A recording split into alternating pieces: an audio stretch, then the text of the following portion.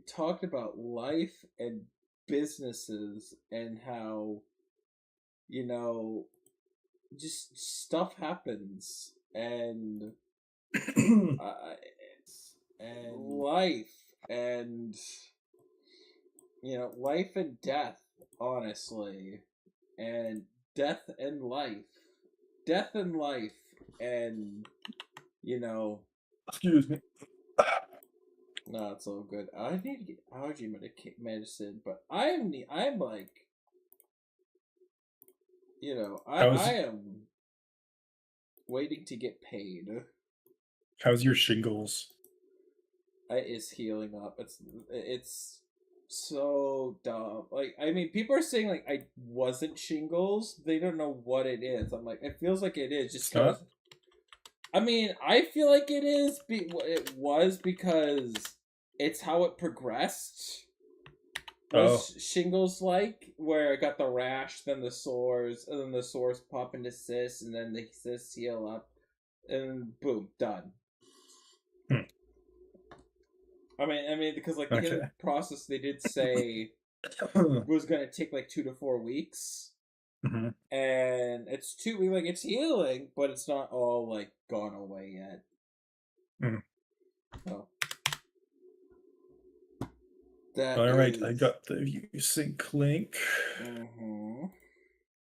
Copy. I have sent that link because. Where's my stream settings? Edit. And paste. There is now a link in the description that has both of our points of view. Both of our palms. Both of our POVs. POV. Go for that. So you're thinking of getting a Honda, right? Honda Civic? Kind of debating, because, I mean, it's just because, like, it's an incredibly quality, I consider it to be, like, a quality car. Well, I mean, my mom does. Yeah, they're pretty reliable, usually. Only thing is that with Honda Civics, they don't use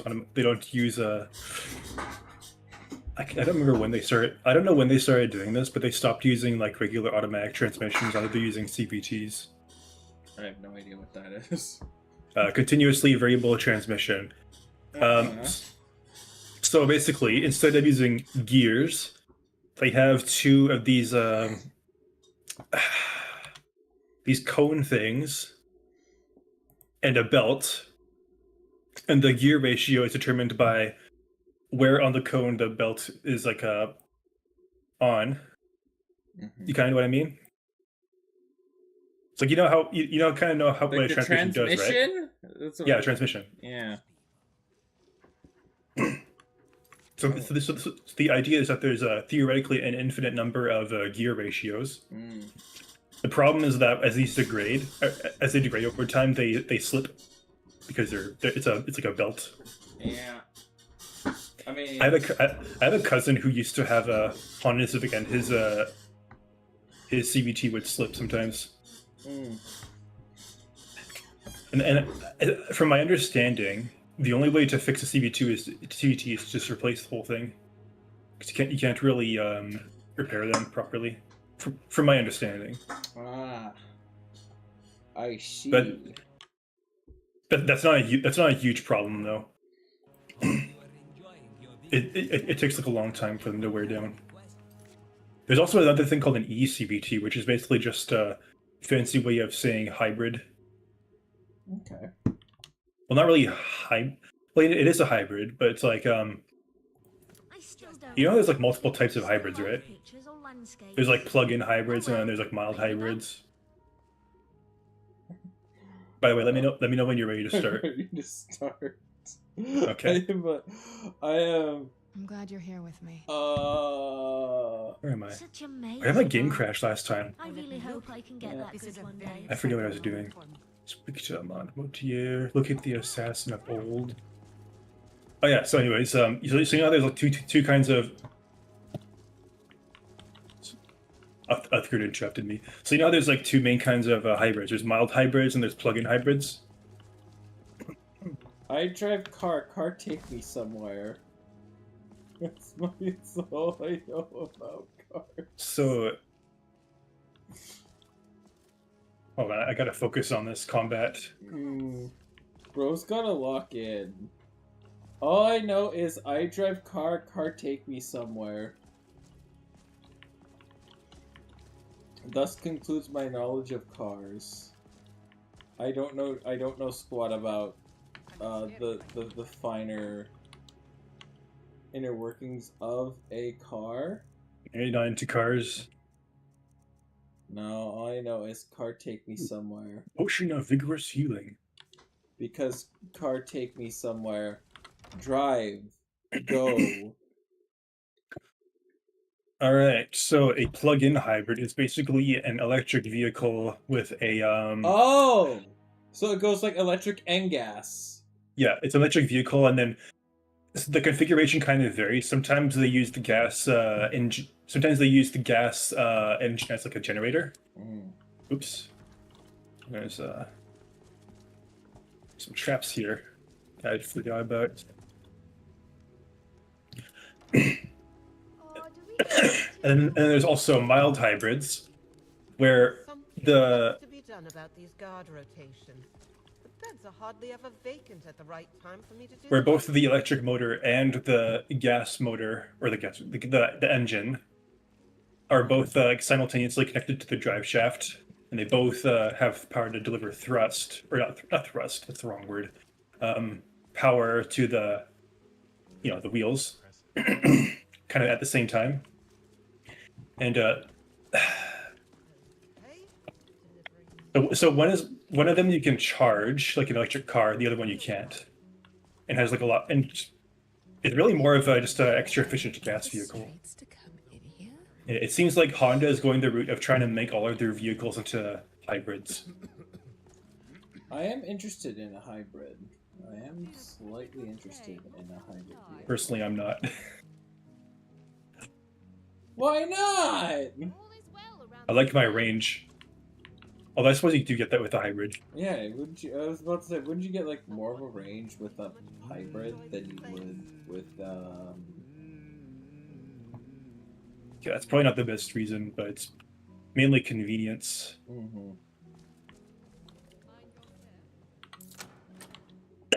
don't know. I mean, I imagine having like an electric charger would be a pain in the ass. I'm just somebody that's kind of. I would like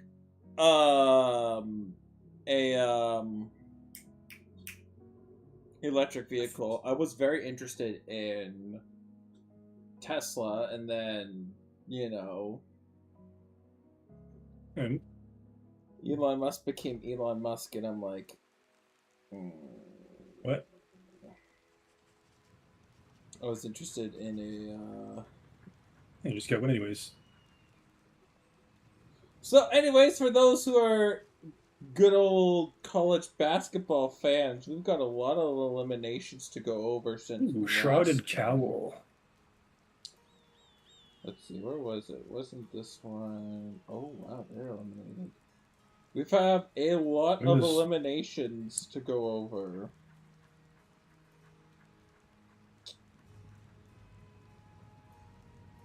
Alright, starting with, we got 40 teams. The first conference tournament game elimination. Indy University is out after losing its opening play-in game of the Horizon Tournament. Then we got Incarnate Ward did not fail to make the Southland Tournament. They have to wait another year for the first NCAA tournament appearance. Lamar is the final team to be cut in the Southland Tournament, losing into what would be a de facto elimination game versus Houston Christian tonight for its last spot. Georgia State loses in the first game of the Sun Belts. Double MAC elimination. We got Western Michigan and Eastern Michigan. Both are eliminated. I'm so proud of you. As they failed to secure a very specific four-way tie for 8th place for the tiebreaker.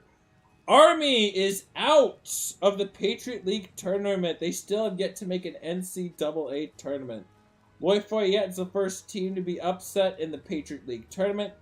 NIU failed to make the playoff bracket in the MAC, thanks to the wins by UMass and Buffalo.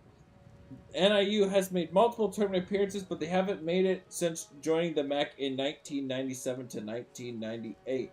Ball State is the last team to fail to qualify for the MAC. Purdue Fort Wayne won't be advanced in the first round of the Horizon League tournament. Still waiting, still searching for the first NCAA appearances. ULM did not survive the first round of the Sun Belt. They went 1-17 in conference play, with the lone win ironically coming against Old Dominion, who just eliminated them. Jacksonville, 9th seed, didn't finish off their 19-point comeback and are eliminated from the ASUN tournament. North Alabama is out in the first round of the ASUN tournament again. Following up to disappointing run where they won the ASUN title game. Eastern Kentucky is also eliminated in the first round of the ASUN tournament. The Raging Cajuns, Louisiana, is another team that falls off the Sun Belt ladder as they were unable to win their second game in as many nights. Central Connecticut, 2 seed, upset by the Wagner in the NEC tournament. Goodbye to Youngstown State, 9th seed, who goes down as the first round of the Horizon League tournament. Chicago State pushes top-seeded LIU to the brink, but they won't make it further in the NEC tournament. Fairleigh Dickinson is out of the NEC tournament. They won't be able to recreate the magic of 2023 this year. Milwaukee, 8th seed, were not shown any mercy as Detroit Mercy steamrolled them in the Horizon League. Cleveland State didn't win. They're out. Oakland, 4th seed, takes a tough early loss in the Horizon League. Kentucky fans can breathe a sigh of relief. SIU Edgeworthville goes down and OT and will be repeating OVC champions. North Florida is out. SC Upstate loses the first game to Gardner-Webb, as Gardner-Webb naps their second conference win of the season. Good lord. Kansas City is the first team out of the Summit League tournament. Rice officially cooked. They can no longer make the American tournament. The best they can do is have Memphis and Temple. It's tie Memphis and Temple, and they do not have the tiebreaker.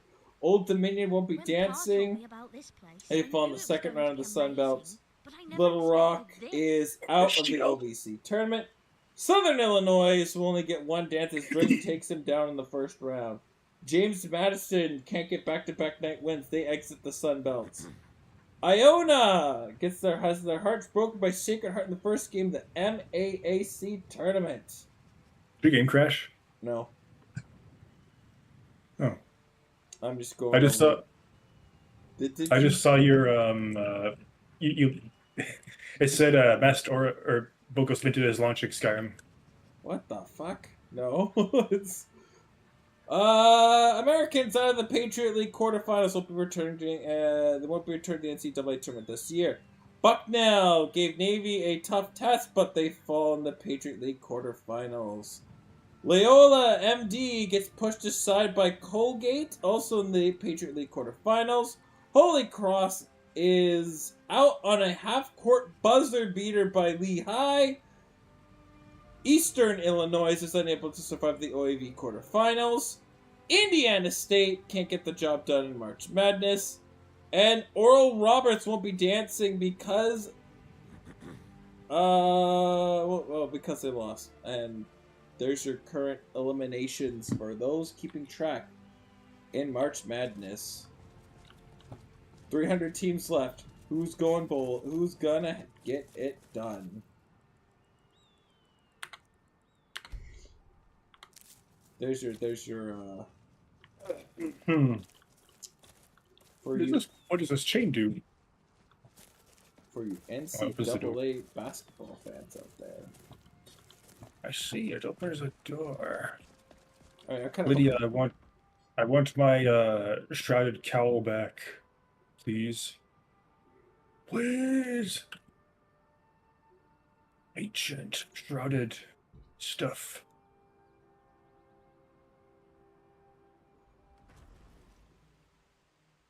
I'm in my underwear. Oh, and sad thing, the Toronto Maple Laughs have not won.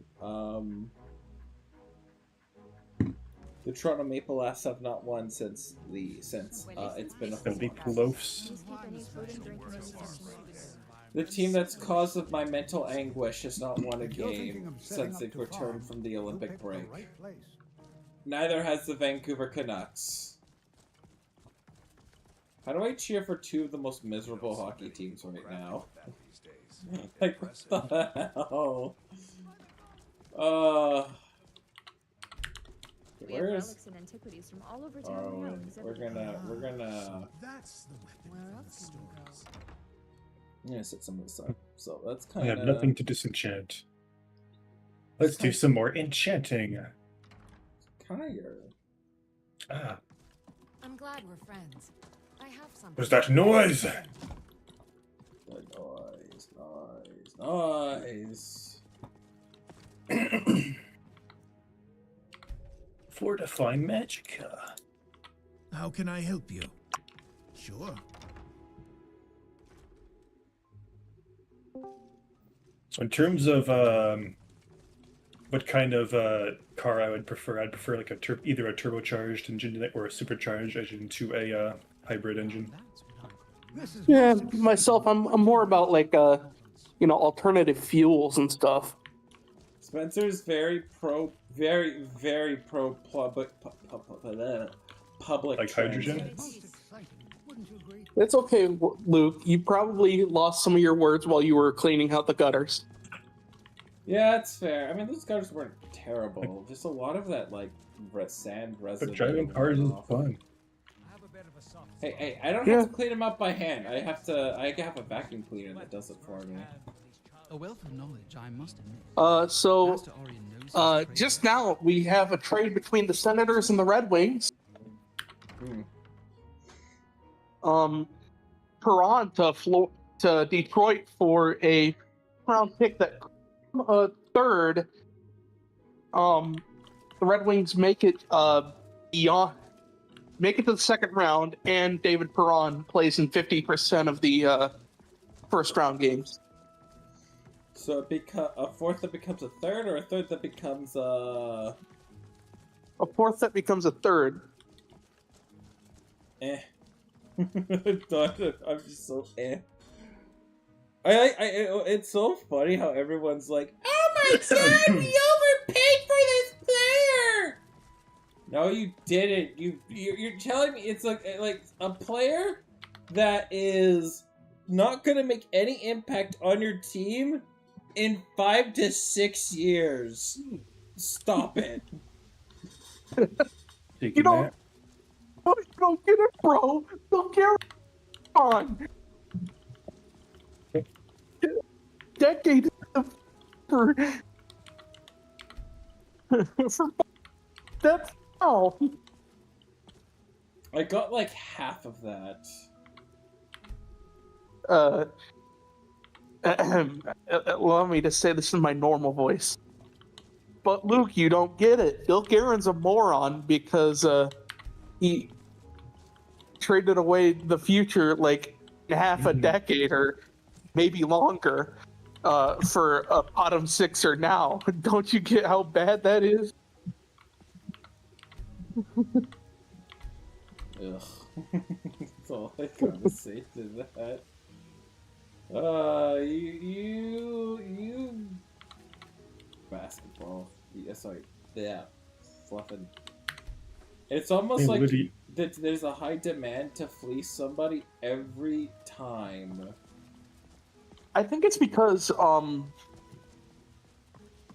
many people are kind of new to the whole NHL thing, and the draft operates like the NFL draft does, where you can find talent at really any round. You can, but as a reminder, when you get to the fourth round, a grand reminder for people is they only have a 21% chance to play one NHL game. One. Yeah, 1 out of 82. In your entire career. entire career. What do I do after? Pull up next to You like your helmet, Lydia? I found it in the chest. Good helmet. It's a good helmet. Like, people don't understand that a Kirill Kaprizov is significantly rarer than a Stefan Diggs. What was I doing again? Even for the NFL, a fifth round pick, they might play. It's like I think it's like 50-50 that they play one game. Good to see you. I'm more so talking about, like, you know, comparing fifth round success stories. Very interesting. I mean, no, people, you cannot fleece every single trade you get. This is not how it works. You don't fleece people. No, you cannot fleece every single... Where the fuck is this Arwen? For a piece made by an elf, that's impressive. Oh, there you go. Yeah, this draft pick is from the Jackets. It was a draft day trade last year.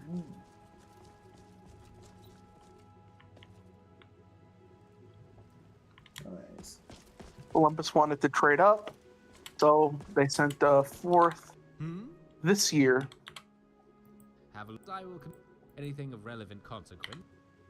Oh, you're here. What do you think? I've also made arrangements for Hurin at the. How can I help? See what all the people are saying here. Yes, I have some news for you. The shard you carry doesn't, and As a Habs fan, I'm happy if this is the full extent of the Iser plan. Go on, spend your budget on near-retired players. Oh yes, I'll mark. Oh, check back with me another time. Need I remind you? The Detroit Red Wings are currently 2 points ahead of the Canadiens. Yeah, it's going to be interesting because I think there's a lot of new buyers to the table this year. They're trying to make trades. What I'm surprised by is how much of a disparity there is. Kind of is, but like kind of isn't. Like, it seems to me like there's two classes in the NHL right now. The people that have and the people that are just like, no shot. Yeah.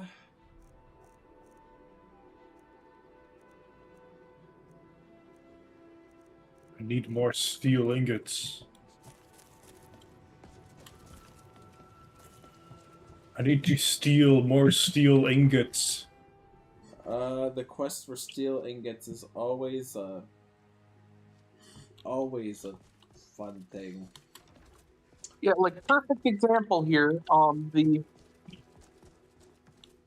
Minnesota Wild are currently 13 points ahead of the who's fourth place in the Central, Utah. Utah. Good old Mammoth.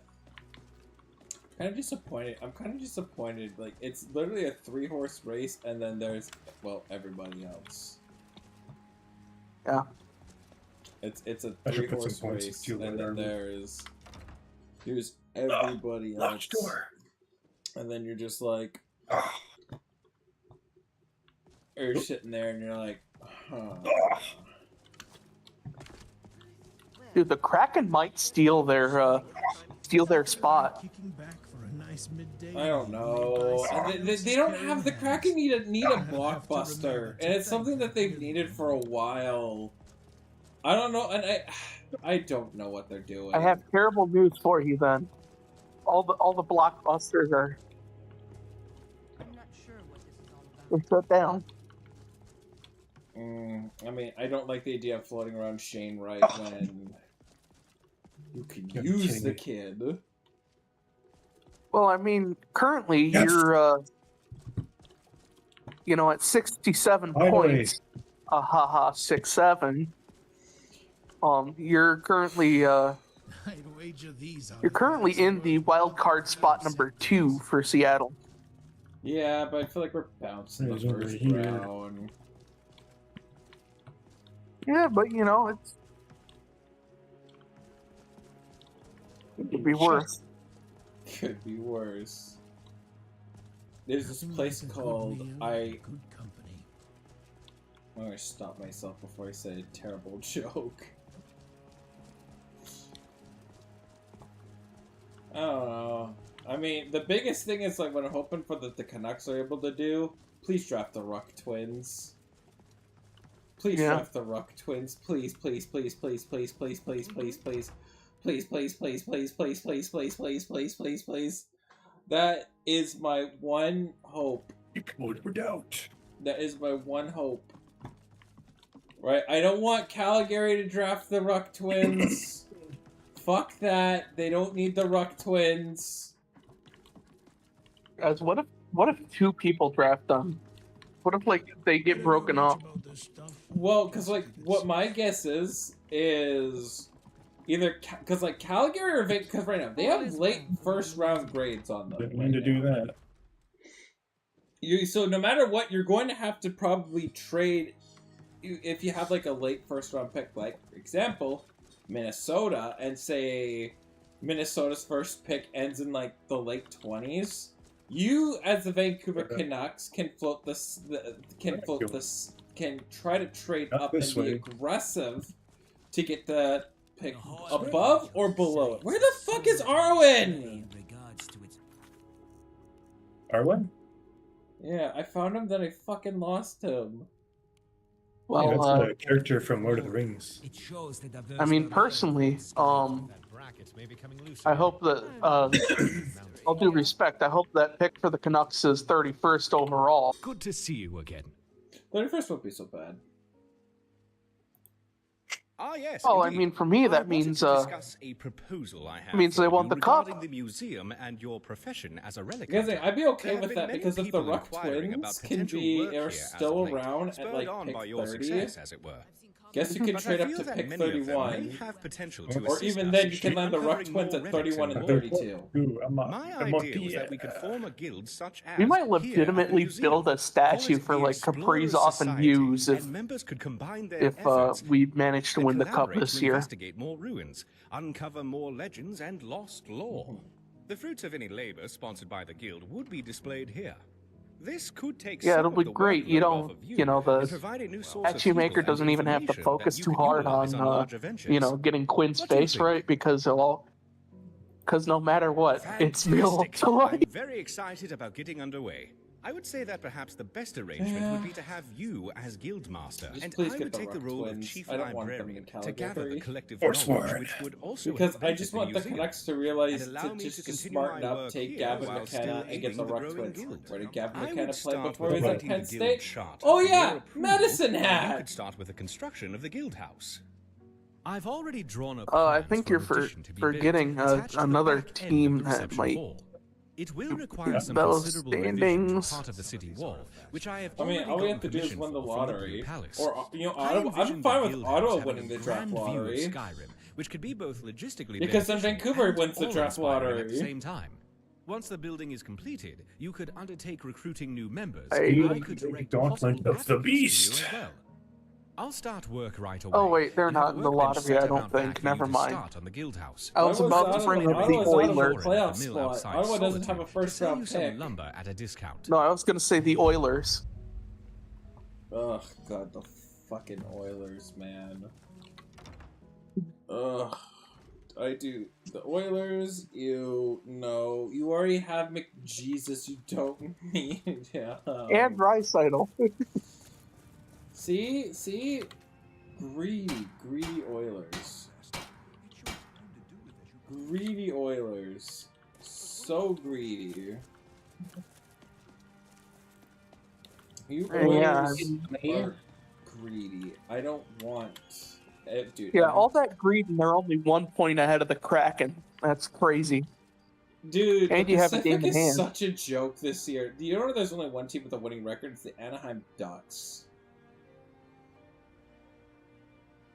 Wait a minute. That doesn't feel right.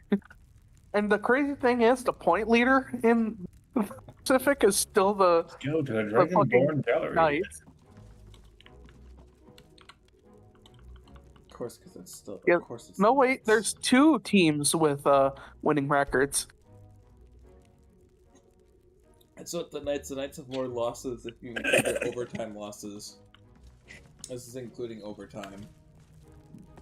Yeah, no, you're forgetting the Sharks. Oh, the Sharks now have a winning record?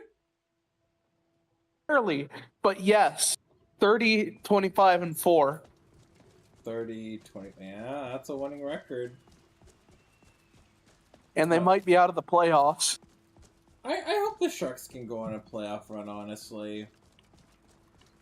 Welcome to the center of the world. I would love the Sharks to make the playoffs. They're a young, fun team to watch. Oh, yeah. I love watching Macklin Celebrini highlights.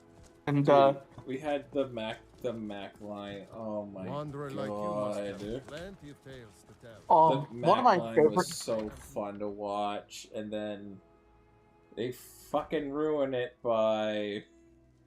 Welcome to Bits and Pieces. I'm sure you'll find what you need here. Like, one of my favorite games that did not involve the Minnesota Wild this year was the Sharks' comeback victory against the Pittsburgh Penguins. That was Come back exciting. to Bits and Pieces anytime.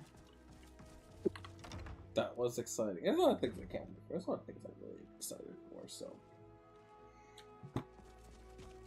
That's why I'm okay with, the Canucks going in the direction that they're going in, because of, dude, you compare Gavin McCann and the Ruck Twins, and then we don't need to be worried about being good. Let's just we could be god-awful again and tank for Landon Dupoint. Boom, Quinn Hughes replacement. Yeah, I mean, I heard so many Wild fans being like, "Oh, why did we do this? ZF Byam is gonna be good in a couple of years." Zev Boyum, okay. Yes, Zev Boyum is going to blossom into a role. I think he's going to be a very good player, but Quinn Hughes is going to be much better. And I think the Sharks, if you're the Wild, you're not gonna wait 2-3 years for him to realize that he can be a top pair defenseman. When it's just, here's Quinn Hughes, he's a top pairing defenseman now. Yeah. Although, speaking of defensemen, I guess we traded for Jeff Petrie. Here for work? Of course. All right then. I really don't get that one. All right then. Unless we really don't like having Zach Bogosian on our line. I don't know why people would like having Zach Bogosian on a line.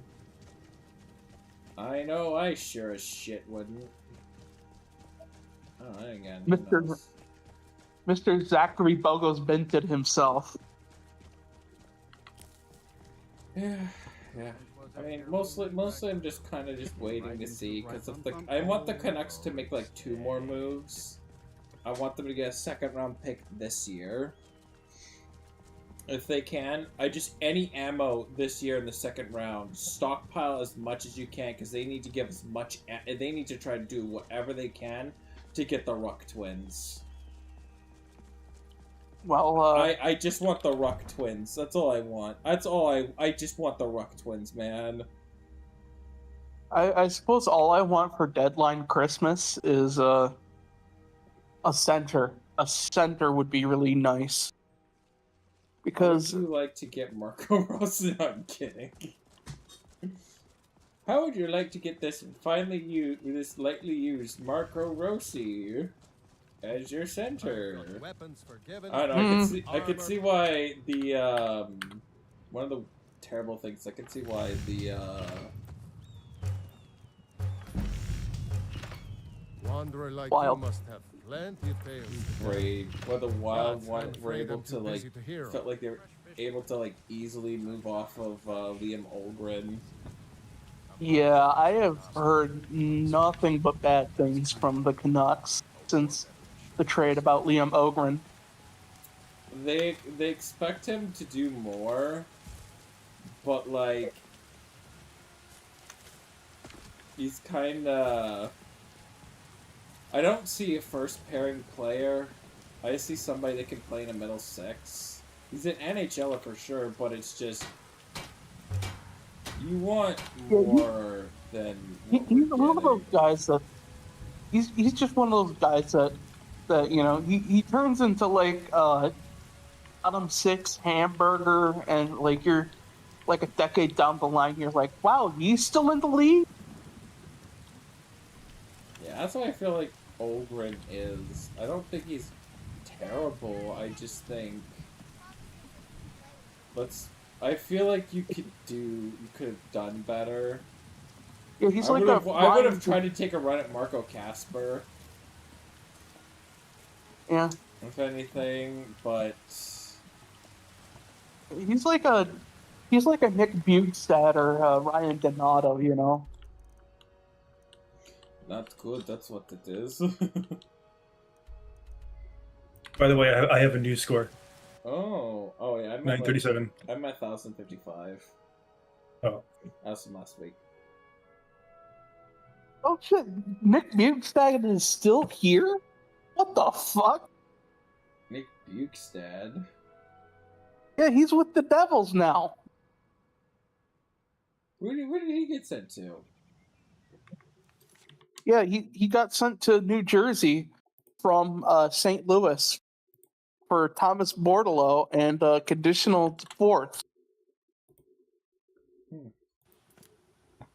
Interesting. Fascinating. This will be certainly an interesting trade deadline. And Brad did something. Now please keep going. Hey, you know,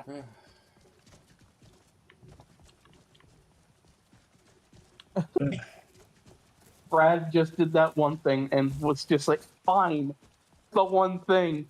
Happy now? No. Can I keep my job? No.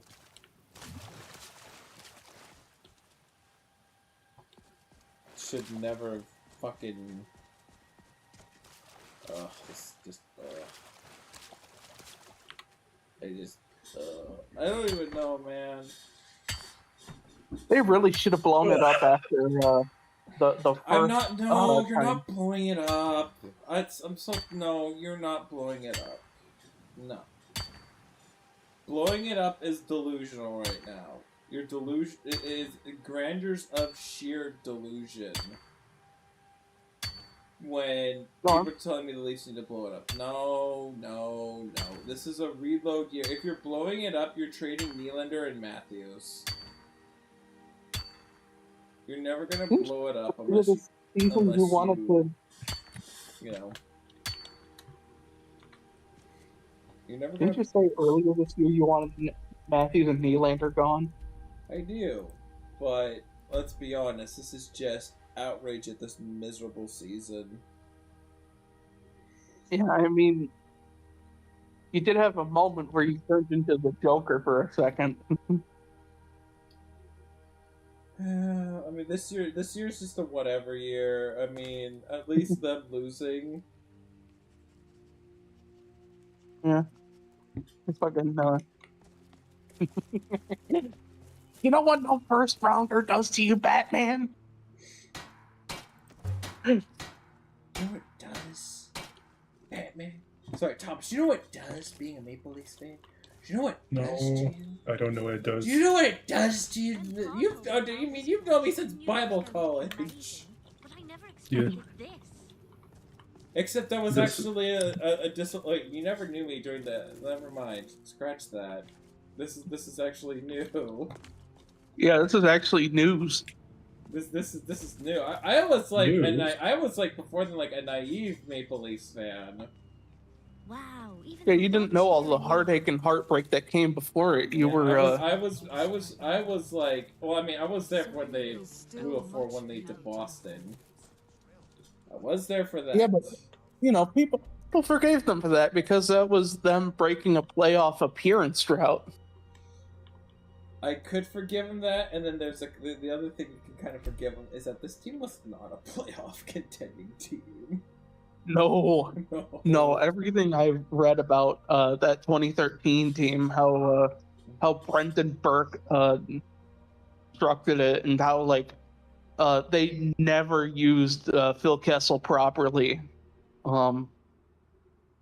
There's this whole thing of, man, we must, you know what we gotta do? We gotta play lineup gymnastics to make sure Phil Kessel's Widow Skate isn't on the ice when Zdeno Chara is on the ice. Soon we'll rid Skyrim of elves, their bloody Justicars, and the yards. Yeah, one of the main complaints I've heard from that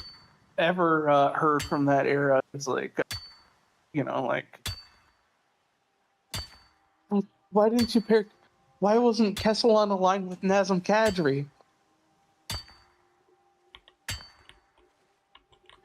I know. The Toronto Maple laughs, everybody. Did they ever make a right dis? No. Just a few more hours and I can crawl under some furs. Just no. The answer. No, I'm not even gonna give you the illusion that, oh my god, there was a no. What was it? No. But no. Well, no. And then look, I totally get you, man.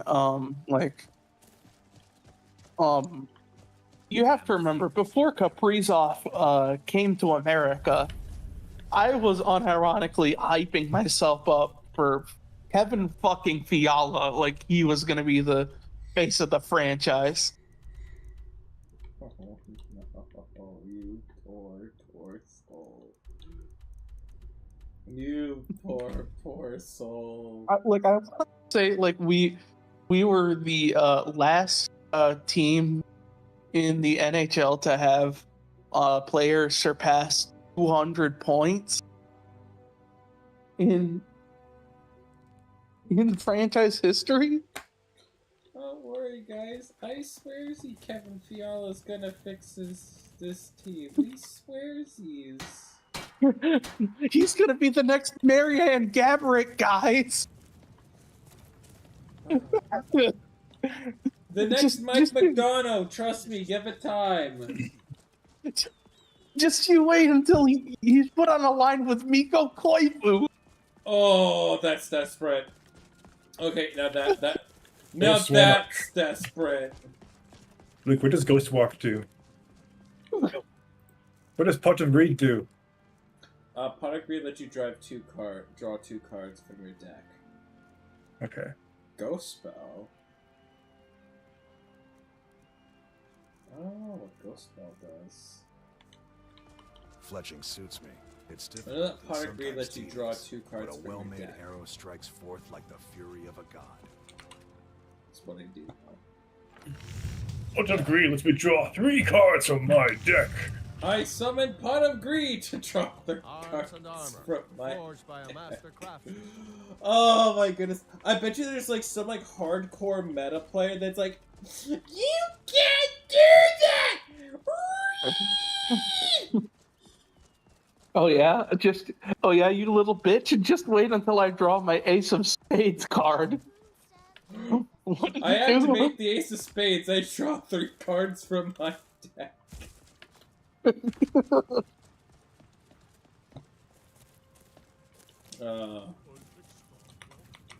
I summoned the green. Yay! Painting. Guild house is complete. Alright, let's go tell us the guild house is done. George. Oh my god, Thomas, you cut off his fucking head! Yeah, I did. That's metal. That's the decapitations. There's some funny decapitation stuff in this one. Texans defensive end Danielle Hunter's agreed to a Jesus fucking Christ, a 1-year, $4.1 million extension. His chest is empty. Bears are releasing Edmonds. Now So the that's Bears what I have call released Tremaine mastercraft. Edmonds. Shame it's here and not on display in Alinor. All is well around the museum. Move along. Ooh, a treasure chest with barnacles on it. But yeah, apparently the Ducks are like an exciting team now. A wealth of knowledge, I must admit. MaskedAura knows his trade well. But yeah, please. Wow, even the rugs here are neat. Take this. I mean, kind of the cool thing I'm kind of hoping for at work is one of the cool things that my boss mentioned when we were doing our PLC meeting on Monday. He mentioned that we might be able to sign into a pretty nice contract where we could be getting a really good like pressure washing contract for all the Centex gas stations in the Fraser Valley area. And the contract is worth like over 300 grand. So but yeah, is like for the amount of work that will be needed to be done is you're here. insane. Oh, for sure. Wonderful. You work quickly, my friend. See if you can get Francesco I'll show Aquilini. you what I have come up with for the charter. I need Francesco Aquilini to buy a house that's in Langley, Maple Ridge, Mission, Chilliwack, Agassiz, or Harrison Hot Springs. And then I told my boss the plan is he tips me their franchise. I don't know much about this stuff. And now I own their franchise. Primal Dragon. And I will say, Dragon. I will meddle in every possible way to guarantee that we get the Ruck twins. But yeah, the first rookie to 50 points this season was Beckett Sinecki. Simply amazing, my friend. You truly are quite the craftsman, I must say. Well, apparently I don't have a bow. Quite nicely, I think. Beckett Sinecki of the Anaheim Ducks. Space, a good number of beds, supplies. Please land, Mr. Dragon. I can't hit you with anything except maybe magic. So, how does that sound to you? Do I have any destruction spells? In the meantime, if you need me, No. I'll be at the museum. Let me know if you need anything. I'll let you know. Wow. Oh, they have one for every year going back to 2011. Oh, my friend. I really need to get some more destruction spells. You will see for yourself. Do send him my regards. I should level my destruction. Please land, Mr. Dragon. I can't hit you from up there. Oh god damn it! You're fighting dragons again. Yeah. He gets all the dragons. Wow, Dragon Hoarder. Yeah, I know. Thank you. He gets all the fucking dragon souls. They're all mine. They're all I must ask, Thomas, did you ever play Spyro as a kid? No. You are a colleague of Orion, no? I'm just saying, there's a lot of dragon collecting in that game. A fine prize in growing victories against Thalmor. We call her Might the be up your alley. I'd rather kill all the dragons. Elsewhere. Okay. I'm not sure if there's a murder mod for Spyro the Dragon. Yeah, we can't decapitate people. Game ruined. We want to be able to like fucking take their fucking head off. I tried playing the remake of the trilogy on the Switch. Risen once more. It seeks to It bring was alright. Elsewhere under its thumb once again. Yeah, I grew up There with are the those of us who would PS1 not version have of this. Spyro and Crash, so you know. Show yourself. So Unfortunately, I Rakis never upon had this a relic a PS1. number of years ago. Brings it into his I got safekeeping. unlucky What on was spread that. swiftly on the warm winds of Elsewhere. And now the My Thalmor parents were seek really to into obtain it. bowling, and Every piece of power they get their hands on there was brings this them thing that called the much closer strike to pot, dominating all of and Tamriel. So you know, Rakis gives basically, you the staff of Indaris, you put so that some you may money down, safekeep it you and keep roll it the in ball clutches of the Thalmor. as many times as you can until, you know, you get, well, until you run out of rolls, or you get a strike and you win everything in the pot.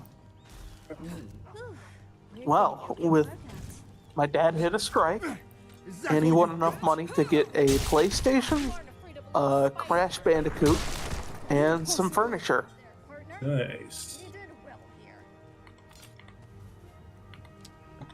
And ever since then, I've been a gamer.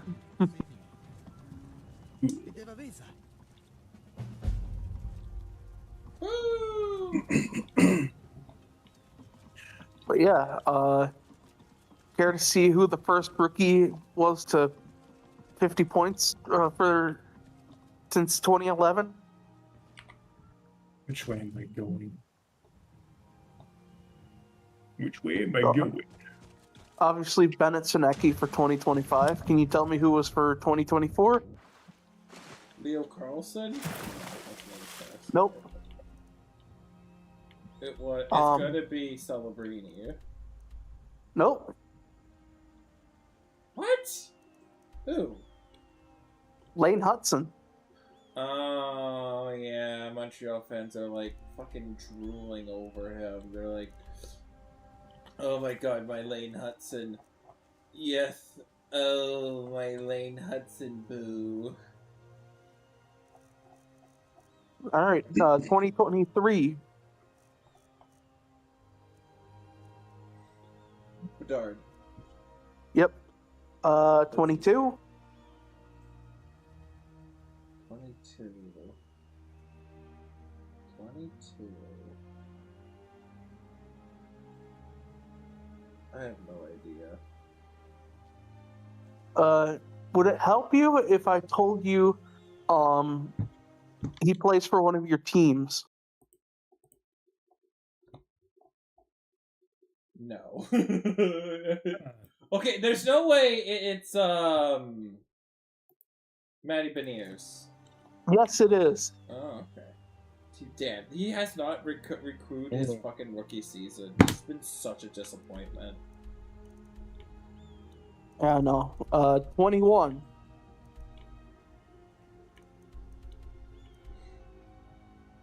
I have no idea.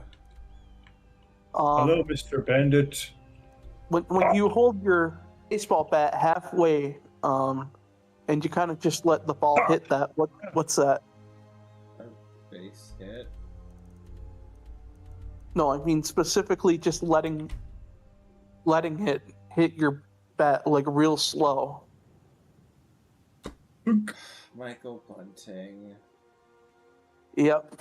Michael Bunting. He doesn't count as a rookie. That doesn't count.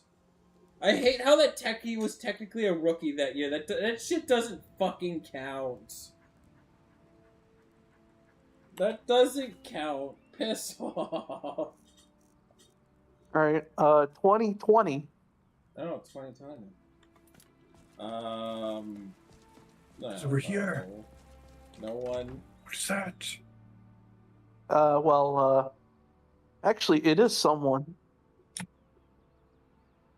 Okay, who? Kirill Kaprizov. Krill the Throw. Oh, it's a farm. The savior of Minnesota. 2019. I have no idea. After that, I'm not even bother guessing. Quinn Hughes. He was weird. Yeah, he was a rookie. The artwork around this place is beautiful. They had to put over extra money because this organization's stupid. Speaking of that organization, 2018, another Canuck on this list. Pettersson. Yep. Now we move over to the. I can't believe the Canucks have 3. Oh no! Lund is dead. The Canucks have 3 horrendous contracts on their team. Like, when I say horrendous, I mean horrendous. Oh, I can't believe Lund is dead. Yeah. Best of luck to their GM, Alvin. Dude. Elias Pettersson, $11.6 million. Not even a point per game player. I don't even know what these are. What are the other 2 horrendous contracts? Brock Besser. Jake I didn't want to say anything about Besser's contract because, like, I know you were excited about the re-signing. I thought everything was going to be fine, and then it turns out. Apparently that wasn't good. Yeah, you know that trope in like Looney Tunes cartoons where like Wile E. Coyote is like over a cliff and he doesn't realize there's not any ground underneath him until he looks down. And then he falls. Yeah, I think that was the Canucks this year. You don't say. Next up, 2017, Matthew Barzal. Barzal's good. Barzal's good. Oh. Yeah, and he did it with the Islanders. What in the world? I do hope you're having a In fine 2016, it was Patrick Laine. Oh god, that's another disappointing player. Is Really this work great set? rookie season. Terrible everywhere else. Is this supposed to be Rorkstead? Looks. Wow. Yes. Wow. They did not pick a good picture for Laine here. Laine looks like he's just depressed. No, I mean, like, they chose the one where he looks the most like fucking Butthead from Beavis and Butthead. Yeah. Let me post this shit in general. Fucking look at this.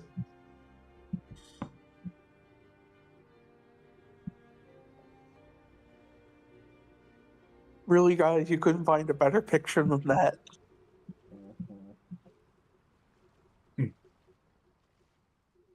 Maybe an angle where he doesn't look like he's going.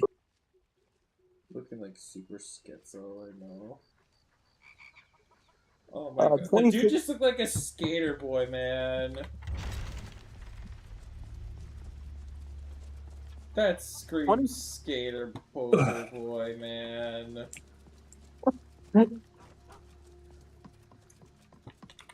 That just screams, bro, I'm a skater man, bro. I learned how to do a kickflip. The next Tony Hawk. Bro, I'm the next Tony Hawk. I don't think you were followed. Come on, I have a plan. Skateboarding is still a thing. Yeah. Yeah. Okay. It's an Olympic sport now, dude. Yeah. Oh. What are you doing that for? Especially, Spencer's very pro. Extreme sports. Extreme sports. Like, I'm probably going to be doing, like, maybe some X Games watch-alongs at some point.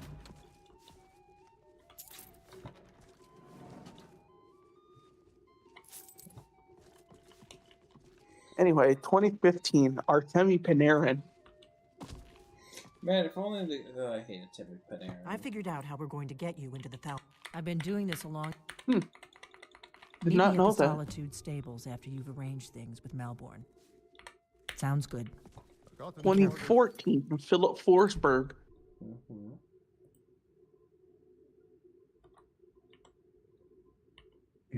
Forsberg. That's an interesting one.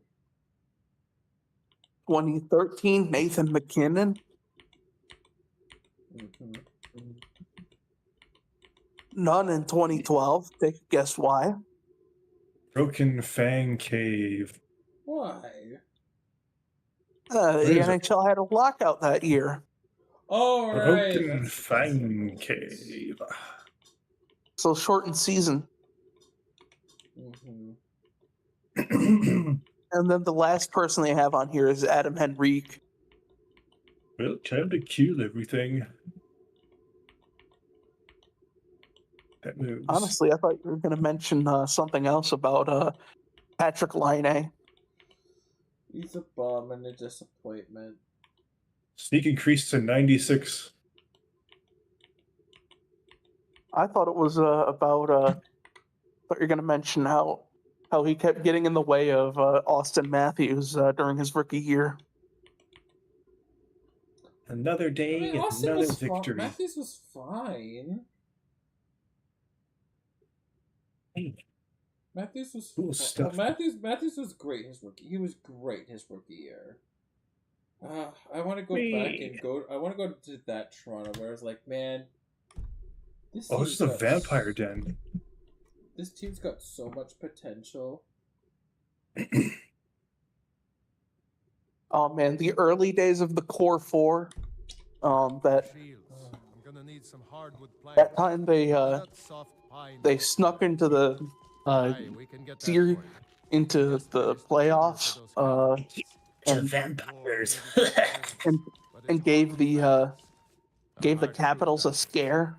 Let's drink to the fallen. I want to go back to that time. Take me back to then. Take me back to then. I don't want to. I don't want to go over in time. This miserable franchise is taken. Yeah, laugh it up! Laugh it up at the Joker. You want to know how he got these scars? You know how I got these scars, Thomas? Do you want to know how I got these scars? Was it for my dashing good looks? My father was a drinker.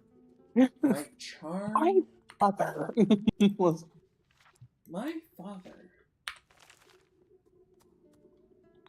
Mother got the teapot to defend herself. He didn't like that, so he pours boiling hot tea all over her. And he comes out of me with a teapot and he asks, why so British? That's why. Why so 4-1? Why so? Why so Canadian? That lying around? Must be your lucky day. Somebody that's... Lockpicking the Wolf Queen. Ooh. I'm somebody that should not be taken like Spider-Man or Batman. At this point, what does it matter? I once heard of a hero named Ragnar the Red who came riding to Whiterun from Old Rorikstead. Old Rorikstead? What happened to New Rorikstead? Batman? Hey, you know what they say? You know what they say? You know what they say, Batman? Go to therapy. Nobody bats an eye. Go to therapy.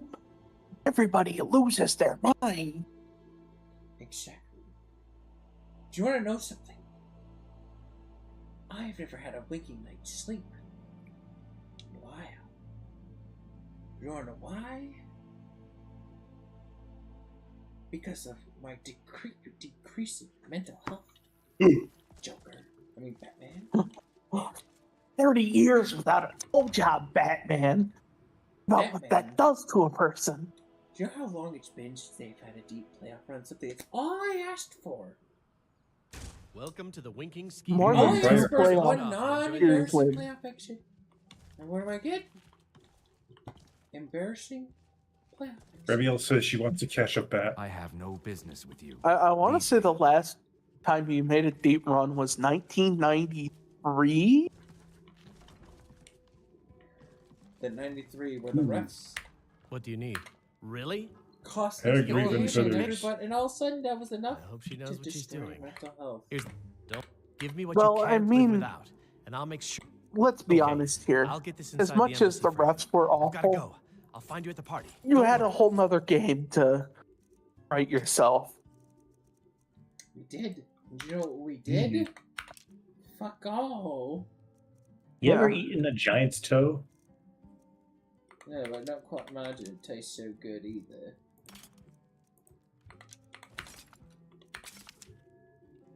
Ever eaten a giant's toe, Batman?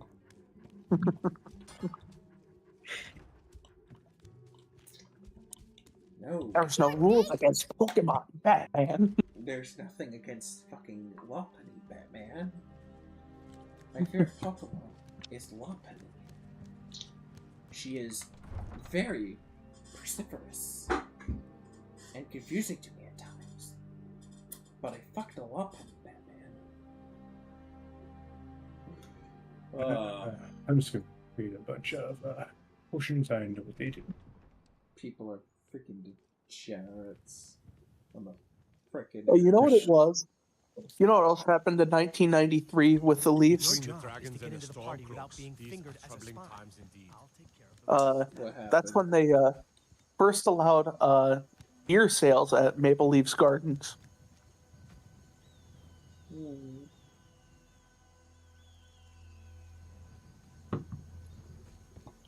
You suppose they knew?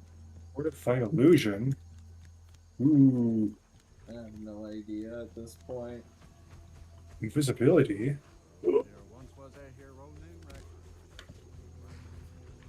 Nice.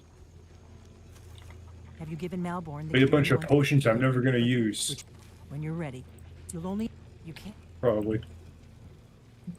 Probably, Thomas. What do you mean? Go to a I always party forget at that I the have Thermal potions Embassy and I never just drink like them. that. You can't go to a party at the Thermal Embassy dressed like that. I think I have like 100 potions of minor healing right now. I was just getting warmed up. Just let me catch my breath. Also, I think it's... I guess that... Ready to board the carriage to the embassy? Don't... I think it's very funny that, Oh, wait, no. No, I'm forgetting, the playoff run. Oh, yeah, the one in the 2000s. Yeah, 2002.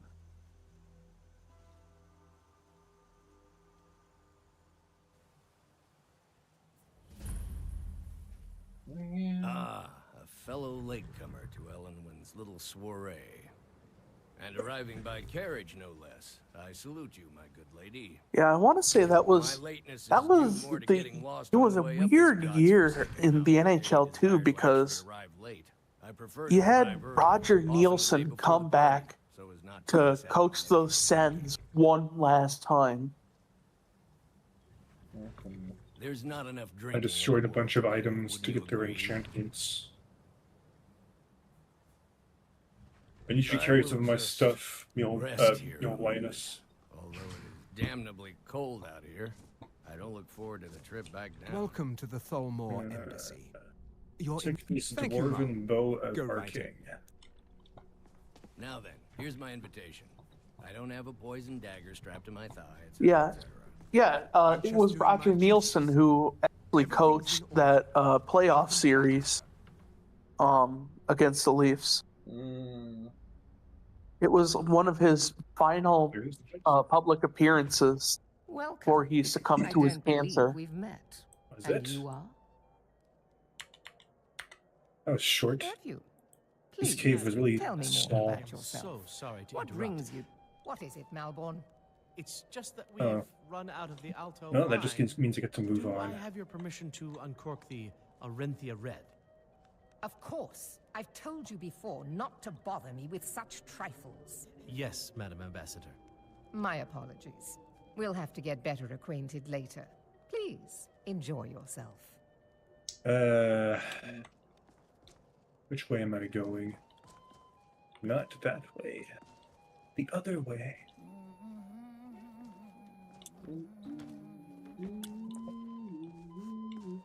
They call this a party? Yeah, where's all the girls? A Jarl has many duties. You look rather pale, Attending- friend. Say unfriend. What do you... Shut Very up, I well. know I'm I white. suppose there's nothing wrong with a bit of harmless fun. As a vampire. I can tell from her glowing eyes. I thought they were just making fun of white people for a second. It's all for a good cause. Oh, she was white. Ulfric Stormcloak, the rightful High King? That's bordering on treason, man. Stand up. Stand up, I say. I don't understand. Did you say Ulfric Stormcloak? But then again, this was my character. I mean, no, of course I condemn him in the most... I wish Skyrim would call me a cracker. Let's go. I don't think that thing exists. I don't think that terminology exists here. Wait, what would be the Nord slur? Or word? Let's I don't know. Calling me Word. Vegeta pussy. We need to pass through the kitchen. Your gear is hidden in the larder. I think I'm gonna have to Stay suggest close. that. Barely talking. Got it? If you're a Dark Elf, you can call him an Enwa. Who comes, Malborn? Oh, yeah. Wait, are we allowed to say Enwa? A guest feeling ill. Leave Yes. Well, We're not technically elves. I don't think that. I think that's offensive. You know this is against the rules. Well, that makes it okay for us to say it. I didn't realize. It's the Dark Elves who can't say it. Perhaps I should ask. Oh, Dark Elves can't say it, but we can. Yeah, Dark Elves use it as a slur for Outlanders. Yo, what up, my Enwa? Maybe not do that so loud on. What? That's our word. That's our word. That's our word. Yeah, see, that's our word. It sounds like you're saying N-word. Dragon. It sounds like you're saying N-word. I need to lock the door behind you, or the patrols. I guess I can't stream Morrowind then, because a lot of the characters say it. Yeah. Dang, there goes my read-along of To Kill a Mockingbird. And also Huckleberry Finn. I'm not gonna read those. More of the emissaries' treaty I don't read very much. No, they're high mages just in from Alan. I guess. I think the last book I read was what was it called? It was one of those Horus Heresy books. Oh, come on, the dragon's flying away. Maybe we'll get lucky, and it will eat the mages first. Well, no, what you're supposed to say is, yo, what up, my Enwa? I'd like to see those arrogant bastards. I think Always looking down their I think the last book I read was Hitchhiker's Guide. Well, we better get back to our rounds. You know, I'm Blooded Man's just gonna say this just piss Spencer off. Diary of a Wimpy Kid, the 8th book in the series. I'm not pissed off so much as I am thought of that they got to book 8. Oh, Spencer, I'm about to piss you off. They're at book 20. Jesus Christ! You think he's run out of material at this point? I feel like I don't know, for like some reason as a bit I want to buy books 1 through because I have I think 5, 6, 7, and 8. I want to get all of them. He said the funny numbers, chat. Yeah. I'm gonna sneak up on this bear. Oh, come on! Yeah, I'm like, at what point are you like, I've run out of ways to say middle school sucks. What did I do now? I genuinely want to know at what point is he it's Greg Heffley in high school by now, because this is fucking ridiculous. Is he? I have to know.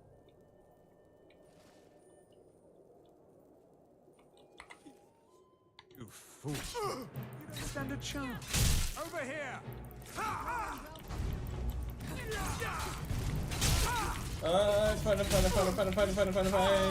Prepared to die. Yeah, everything's fine. Everything is fine. Everything is fine. Where am I going? Oh, hey Lydia. So yeah, that's kind of the stunning thing. They're still making Diary of a Wimpy Kid books. Huh. What's that even about? A Wimpy Kid? You never read Diary of a Wimpy Kid? I never read it. Come here. Never watched it. The flesh from your bones. He who finds this, know that I, Asilius Balor, last of the Blaze to survive the attack on Cloud Ruler Temple, took refuge here. In this ancient sanctuary, the Thalmor have come for me, but they shall not desecrate this place. I go forth to meet my death with honor. If you are worthy, take up my blade and do the same. He's still in school. What the? Wait, he is? Yes. He's like 14. 14. Book 20. Book 20. He's still in fucking middle school. Yeah. So do the books take place over less than a year then? Well, no, because the first book took over 1 year, and then they really shortened the duration of everything. Yeah. This one is about a day. This one is about. It's about the entire Heffley family forgetting Greg's birthday and getting shamed on social media. And they're coming out with a 21st one. Yeah, that's not a surprise. I found some ebony boots. There's 20 of these. Oh my god. I feel like I need to buy all of them and just read all of them. Read all the Diary of a Wimpy Kid books. Yeah, that's our next series, everyone. Read along. Welcome to Read a book with sickos. Read a book with sickos. Oh man. Oh yeah, we'll only have the finest bit of pieces of literature.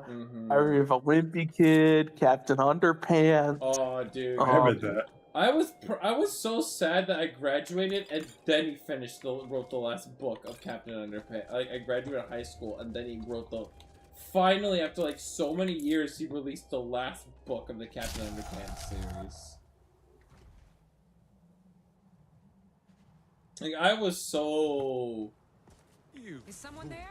I don't even know what fucking happened. But like for the longest time, I was wondering when the hell he was gonna release the last book of Captain Underpants.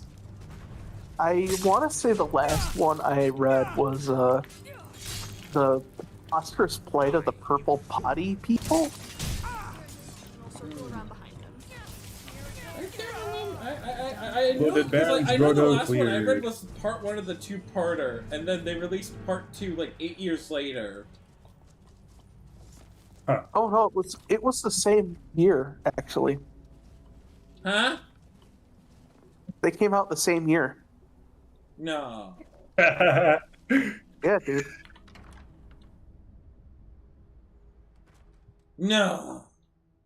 Yeah. Don't you remember like Captain Underpants beats the shit out of Melvin, and then like the robot boogers like disperse into like their own villains and shit.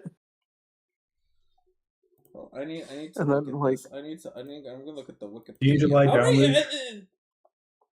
Because like I think he has to lie down because he can't handle this information. yeah. Wait, no. Activity books, novels. Yeah, the plight of that's like part 1. Return. Oh, right. It was Return of the. Really? What the fuck?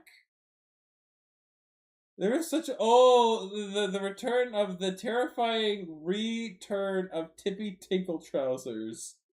And then the revolting revenge of the radioactive robo-boxers, huh? The retaliation of the turbo toilet 2000. North the brittle shouldn't pass. Yeah. Okay, yeah. So it was like so the plight. So I was right. So the plight of the purple potty people is right about when I graduated. Then about when I graduated elementary school. About when I was going to graduate high school, the final part of that came out.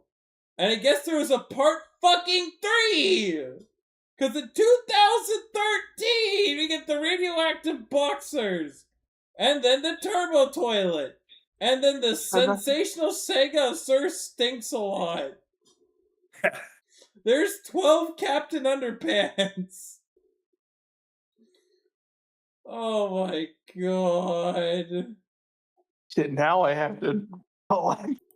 See, no. I was right. So about when I was about to graduate elementary school, they released part 1 of a series.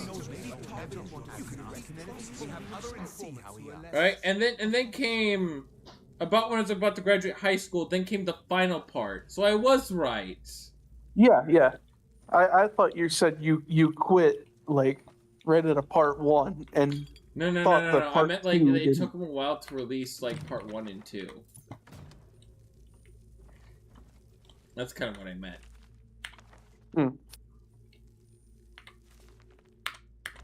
Oh yeah, Captain Underpants, guys. Big absolute childhood. cinema. Absolute cinema. Reading Captain Underpants, dude. Like the fucking flip segments where you're supposed to flip the page, and like you had to make sure the book was brand new because if you're like the 100th kid, that page is fucking ripped up. Dude, Getting a new Captain Underpants was always the best part of the Scholastic Book Fair. Oh, you absolutely know it was. It was like peak. Like, unironically, take me back to the day. Just take me back to a child. Oh, Actually, man. never mind. Don't do that. Yeah, it was always parent-teacher conference night, but they always encouraged the kids to come over, and they would have like an open gym for half of it, and then they also had the book fair. Mm-hmm. I mean, as much as I want to say, yo, take me back. Actually, never mind. Duration increased to 18. I don't want to be taken back because then I'm like with a cheap Dutch family that doesn't fucking buy anything. Yeah. And I like spending my own money on things. Yeah, and as much as I want to go back to this kind of stuff, it's like I recognize how fucking gringo dingo I was back then. I was just the worst. So you're saying you were a little shit growing up? Nice. Based. I'm not sure if little shit would be the right word, but in a sense. Don't kill the cringe, kill the part of you that cringes. No, I was too much of a fucking teacher's pet. Yeah, no. I was full on, like, turbo ismo. I was just a regular asshole. And then I met Thomas at first year of Bible college.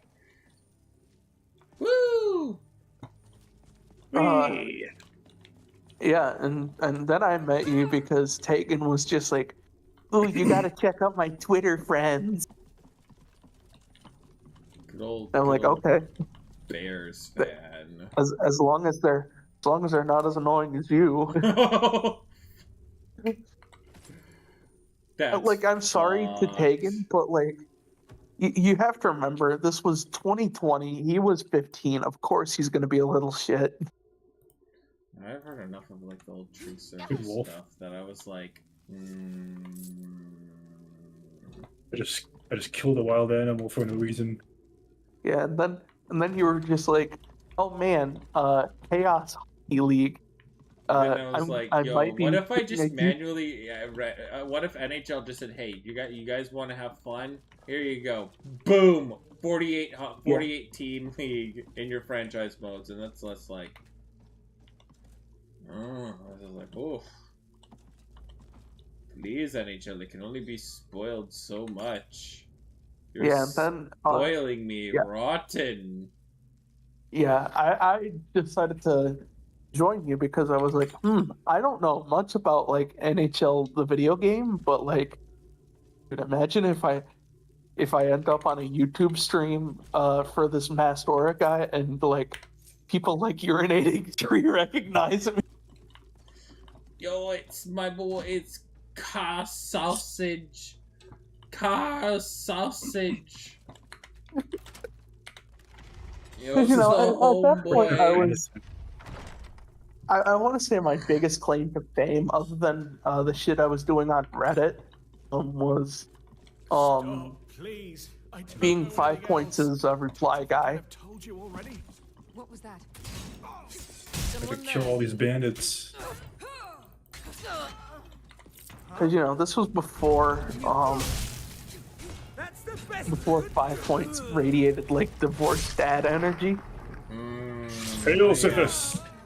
I mean, I heard the story that he had, and I was like, "Aw, he really worked hard." And then they got divorced, and it was like, "Aw." Yeah.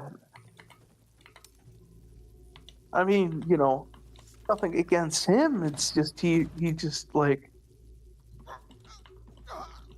there's a different. I told you. In my mind, there's a different aura or mindset I've seen the gods use degraded bodies. That somebody embodies when their wife leaves them. Nope, that's it.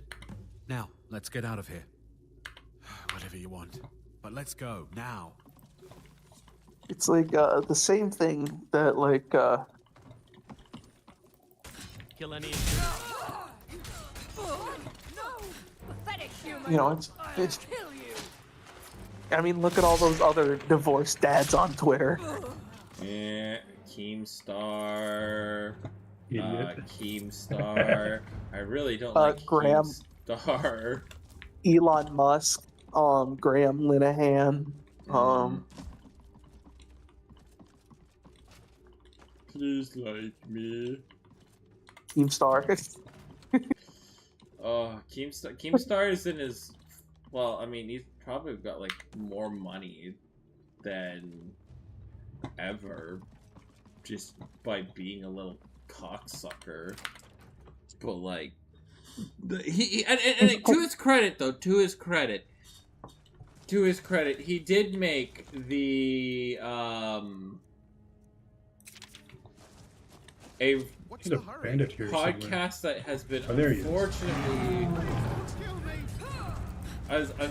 been super successful, called the Lolcow Live. Yeah, Lolcow Live. I occasionally watch because for me, it is so fucking cathartic to watch Boogie crash out after having to deal with this stupid nice guy shtick for years. Oh my god. Boogie four numbers. Now the Thalmor will be hunting me for the rest of my life. Boogie 4 numbers, man. Boogers. Look, man, he never found Boogie 4 numbers. He never found an argument he couldn't sit on the fence for. How do you win the theoretical lottery twice and still need to suck up to Keemstar for money? Look, man, you don't get it, bro. His mom quitted his tip hole.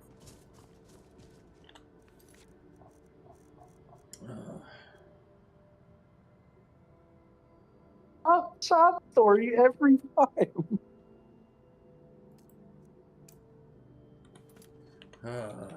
I really don't like that guy. You can only play, like, guys, you guys really need to feel bad for me, stick for so long before I'm like, dude, stop it. And then to find out that you made it rich on YouTube. You did the honorable part in letting the wife do 50-50 when she was going to leave you with everything, but no, you have to do half and half. Struggling for a bit. And then invested into Bitcoin. Made it rich. And then you didn't pull out. No, he pulled out.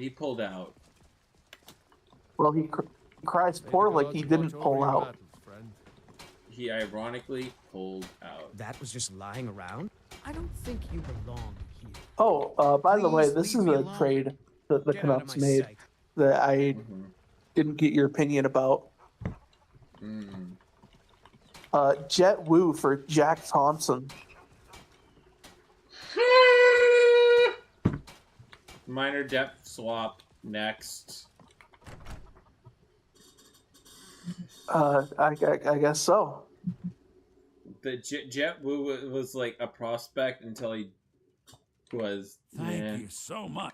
Trinkets, odds and ends, like that sort of thing. Jet Wu. I have no emotion. You know the second he scores like the game winner or a hat trick, the sports headline is going to be woohoo. Is either woohoo or boohoo.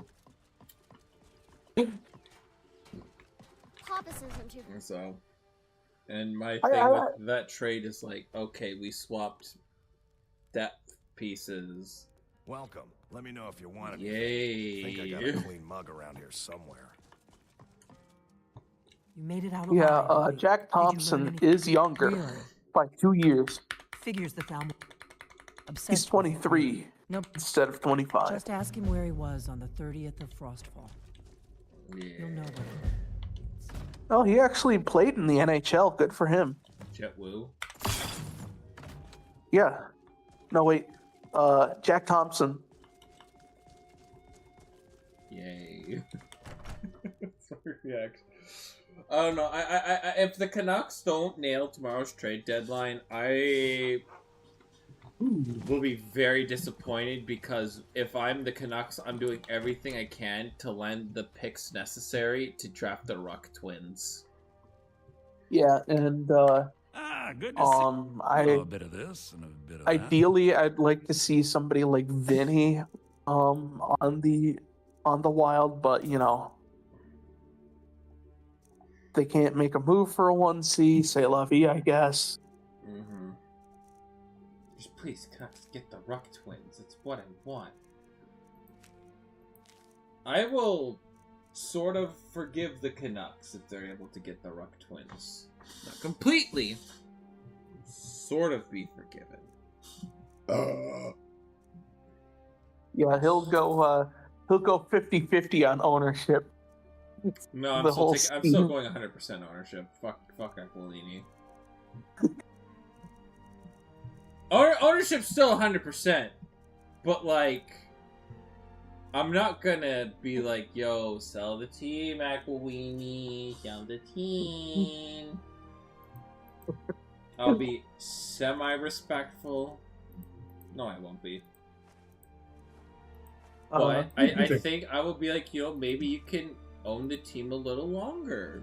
Only a little bit longer, though. Yeah, and also the Leafs, please do something. Cool.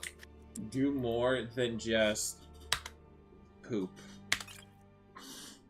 So I feel like they're currently doing it.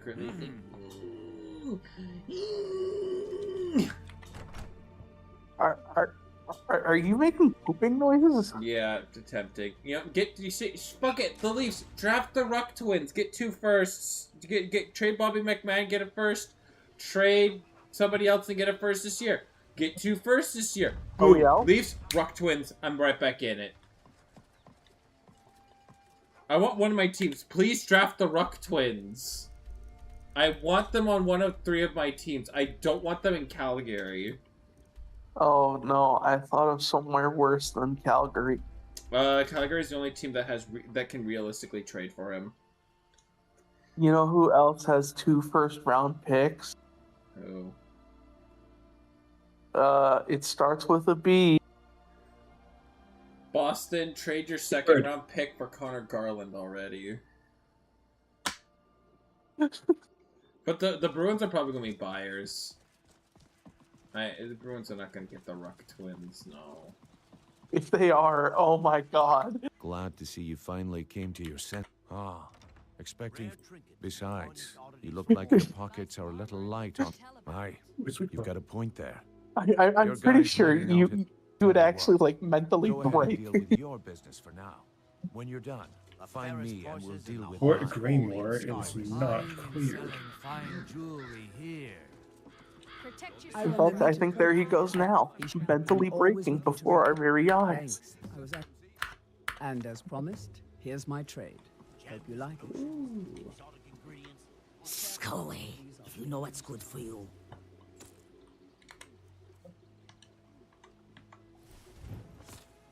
Jewelry with legendary Argonian craftsmanship. Looking to stay alive. Skyrim. Why take a chance? Huh? And now you pay for meddling. Me! I got him. I'm outside. How does it feel? Show off?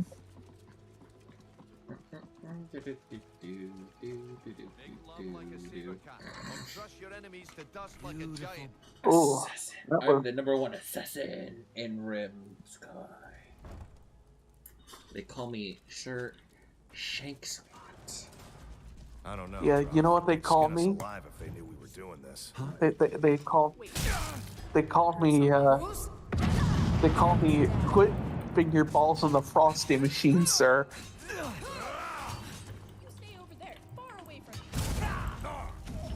I'll rip you in half. I've had enough of you.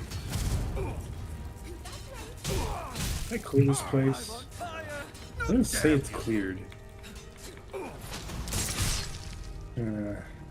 Oh yeah, it's the fort. I think it's the fort. It's a weird one. Didn't even try. Forts are weird. It's fun looking back on all the moves that the Canucks made this past year. Skyrim belongs to the Nords. You say it's fun, Spencer? Is reminiscing about someone the there? fucking Canucks? Oh, it's that weird. Yeah, remember that time you traded a fourth for Lucas Reichel? Oh my god. That was like, please let this fix our center position. Please, oh please. Can this fix our center position? Please, what do you mean we don't fix our center position with a bum that couldn't even make it in fucking Chicago? What do you mean we basically have put him on a non-roster exempt list to where he's not rostered on the to where he got his contract, but technically, right, he's not on our contract. Do you know what I mean? Yeah.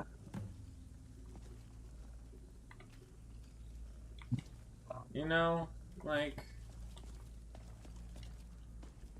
He has one assist this year with the Canucks.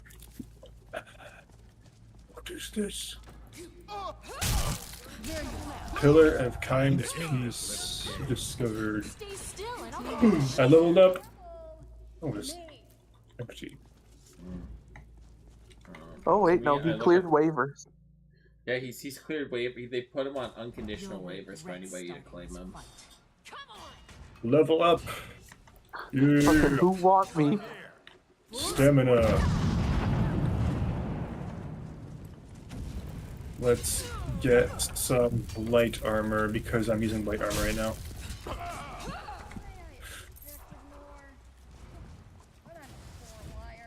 It was splendid. Lydia thinks it's splendid that I leveled up. We'll be fine in a minute. Yeah, it looks like the other move I'm seeing here is Seattle moving Mason Marchment to Columbus for some picks. Yeah, I'm okay with that. You know, it's essentially it's like, hey, this guy isn't really working out. We could be headed towards a rebuild. Proceeds to trade him. Then they win 9 in a row. Or trading Tucker Robinson to the Flyers for John Randall Avon. My frame rate is going to the toilet.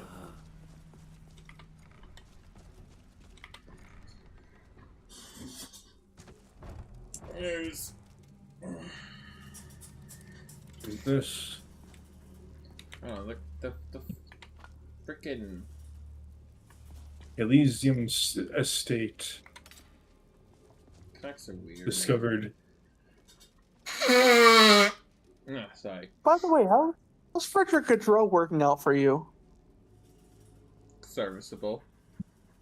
That's good. I liked him in Minnesota. Good bottom 6 player. Yeah.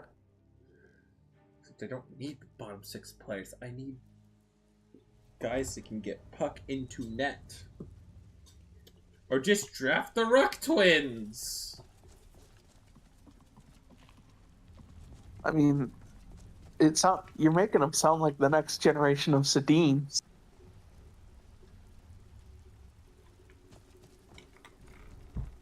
Yes. Because they currently lead the WHL in all of scoring. Well, in points. Huh? Man. There's the blades agent. Yeah. Quite a few names on this on this trade deadline bring back memories. You know, Jeff Petrie, Michael Bunting, David Perron. I'm carrying too much to be able to run. David Perron's one. Good job there, partner. You did well here. Remember him when he won the... Remember, kids? David Perron? Yeah, when he won the cup with the Blues. Mm-hmm. Glory only awaits those who triumph. Or when he was picked up by Vegas in the expansion draft. Kids remember Michael Bunting? Yeah. What's another? Hey guys, remember this? Remember Nick Dowd? I'm waiting for tomorrow, because tomorrow there's just going to be a flurry of moves. Remember Oli Mata? Oli Mata. Kinda. Yeah, he was one of those guys, part of those mid-2010s Penguins teams. Like, People can get Quicksilver, leather strips. yeah, Mata, Kessel, Crosby, Letang, Malkin. The whole thing of why can't Quicksilver, yes. Luke's gonna quickly run to the bathroom. You can keep going. Don't stop, Tom. Okay. I'm still here. Okay. I'm gonna make some swords that I'm never gonna use. Hey, you know what? Tonight might be the night. You use those swords, King. No, I'm gonna put them in the museum. Yo, it's crazy that Manitoba has a town called Winnipegosis. Really? Yeah. Huh.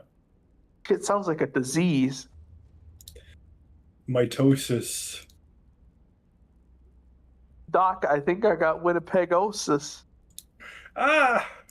Are you gonna have to put me down? Like the dog I am? They're gonna give you medically assisted whatever MAID. Medically assisted suicide.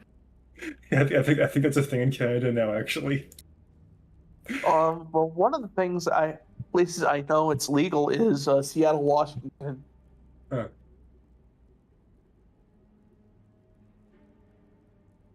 I looked that up because I'm like, if I get a terminal disease, I do not want to wait that thing out. I want to die, man. I like my life.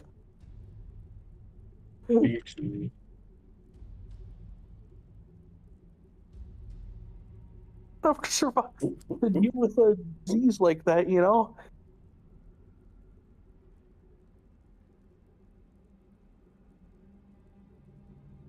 So it'll be. Can I make some artifacts for the museum? Yeah, it'll be. Goods.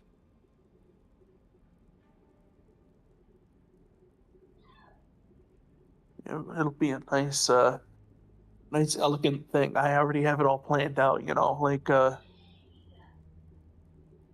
take the train over to Seattle, then I spend my last days just enjoying the city a little, and then I pop into a doctor's and say, all right, my time is now.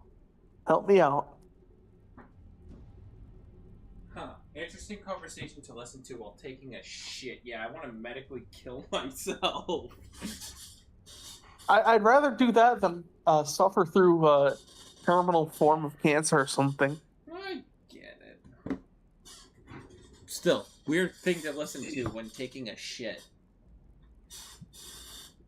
Look, man, if you don't take existential dumps, what are you doing with your life?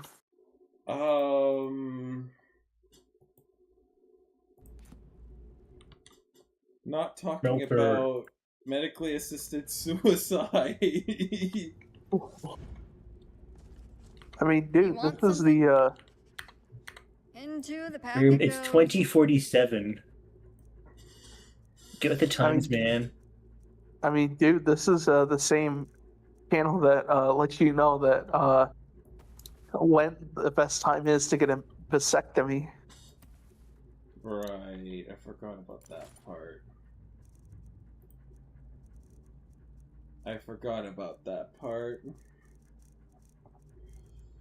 We did. Like, that's the thing about, like, the Untitled Sickos and shit. Like, as much as I like talking about sports, I also just like yapping about anything else that comes to my mind. I feel like this.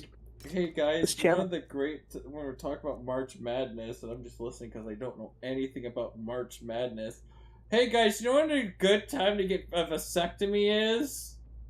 And I'm just like, right what? now. No, it's the first round of March Madness because you need time to recover. Why do I have bread? Yeah, seriously. Why am I carrying food? It's like the most popular time in America to get a vasectomy. March Madness, first round. I'm just gonna eat all this garbage. Oh, my carry weight is at 572? That's insane. Carry, it's almost 70. Ugh.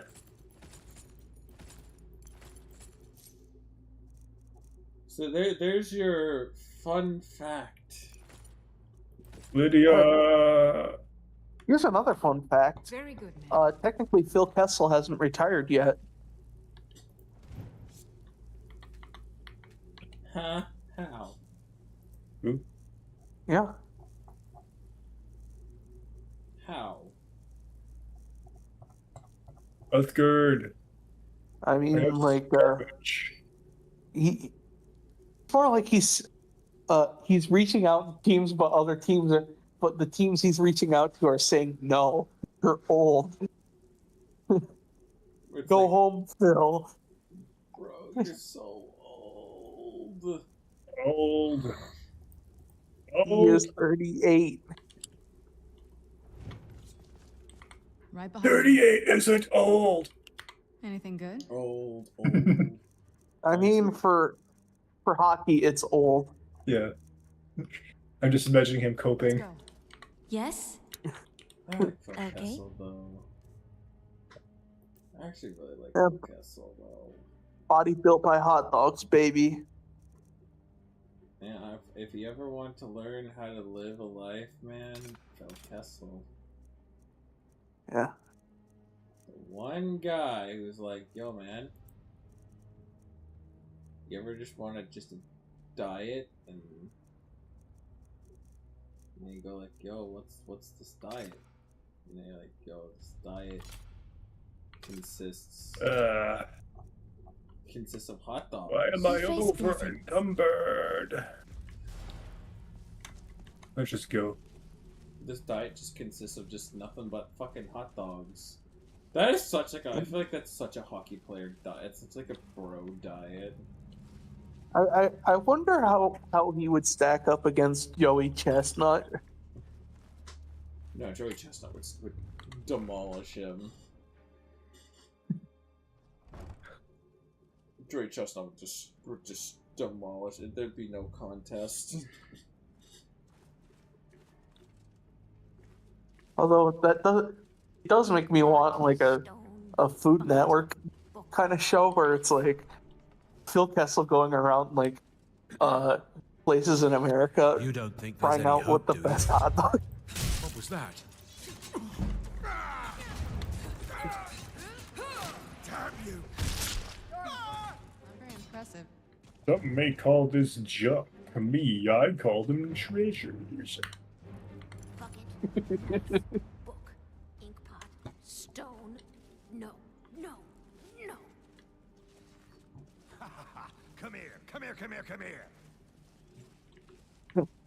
I'm Stanley Cup champion Phil Kessel, and welcome to Hot Dog Hunt. I'm gonna eat well tonight, my darling. Ugh. Good job there, partner. We did well here. Yeah. It's sort of like how people have just kind of figured out that Marshawn Lynch is just funny wherever he goes. Dude, Marshawn Lynch is a national treasure, and I will stand by that. Oh yeah, like To me, he is the new Snoop Dogg because Snoop Dogg pulled out bad. How so? He's like full MAGA now, and like, I've never heard of him doing MAGA stuff. yeah, he was at the RNC and shit. It was like, fucking, I'm supporting Donald Trump, man. I am here. Weird. That is like the weirdest thing.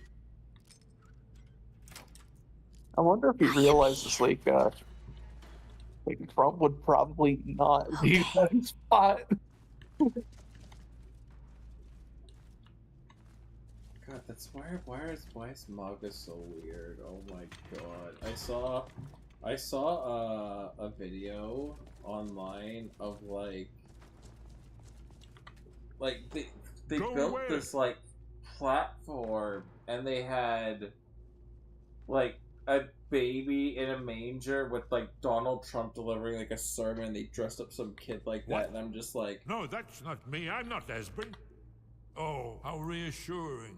Most Well, likely you're with the Thalmor. I hate to be so presumptive, but like, the majority of people who elected him You'd better come in then.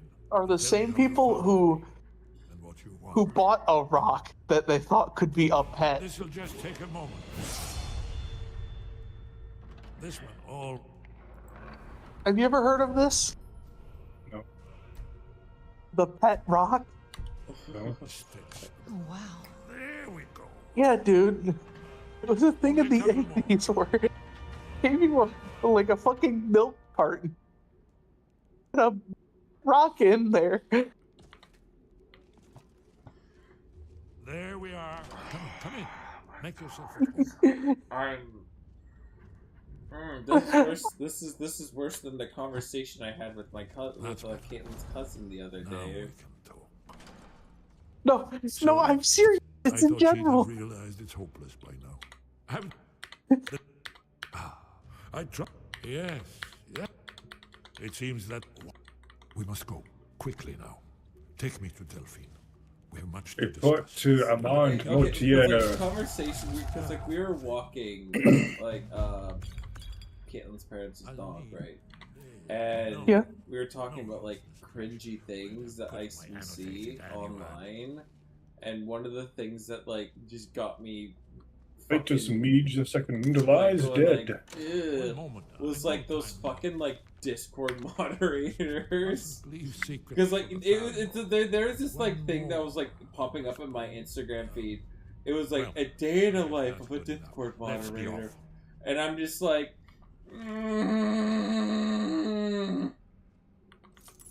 You know, my main experience with a bad Discord moderator was somebody who kept defending a guy after he got caught in a CP bust. Oh my god. Oh, why? That's so fucking ew. You know, like they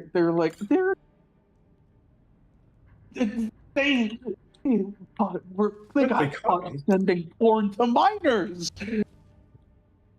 No minors. What are you doing? Ew. But like these kind of ones were like, "Hello, princess. How are you doing today?" With like the fucking nose curls, and they had like fucking. It was ew. Like the way how they talked, you could smell the virginity on them. Is someone there? Good morning, kitchen. Have you seen that JPEG of my cock? And I'm just like, this is how they talk to people in real life. Oh dear lord, this is what hell is. And then it's just like, ew, loser energy, ew, and he kept showing me stuff about it, and I'm just like, please fucking make it stop. Yeah, those are the guys telling you to keep memes out of general. Guys, I don't want to tell you guys again to please keep memes out of Genowo. You don't need to post memes in the Genowo kitten. I don't want to have to ban you again, kitten. I don't want to have to ban you because I find you so sexy for a 15-year-old. Because you are my little kitten, and I'm gonna wait for you until you turn 18 years old.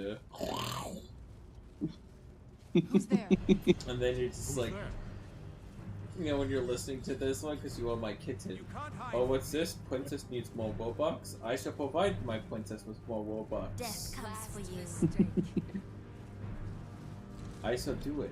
It Because is I'm a good simple, guy, I have- and when you turn 18, you will have sex with me because you are legal. No.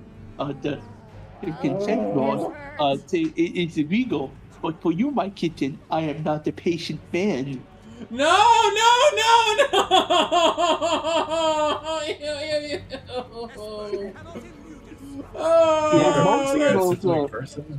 Most of those Discord moderators I know not wait until the age. Fucking ew! I fucking J.G. Wentworth those are. It's clear. I underage kitten and I want her. Oh, ew.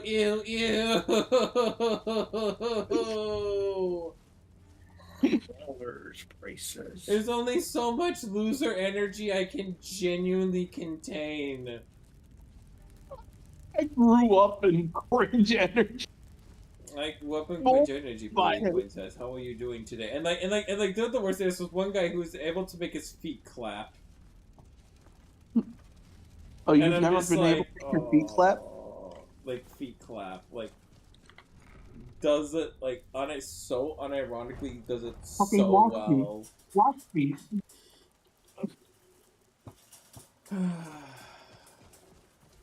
It's just you, fucking you. I can't. I hate it. I hate it. And I just. Like I want to shove these people into a fucking locker. I just want to shove these people in a locker. That's all I want to do.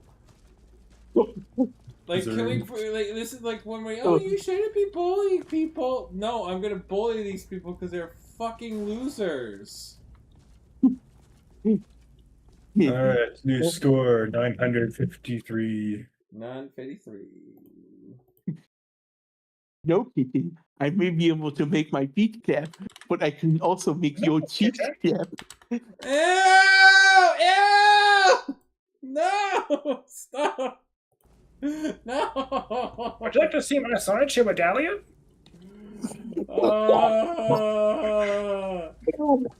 They're never gonna touch boob in their life again.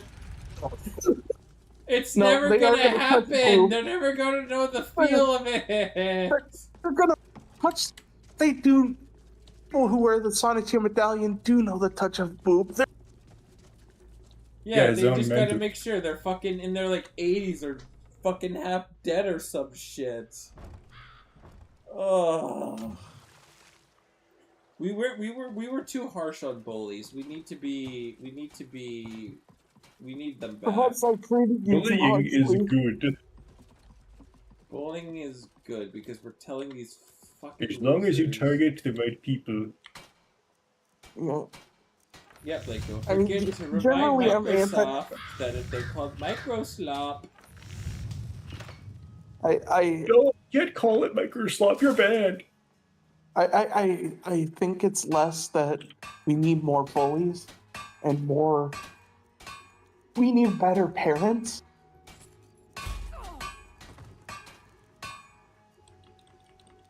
Yeah.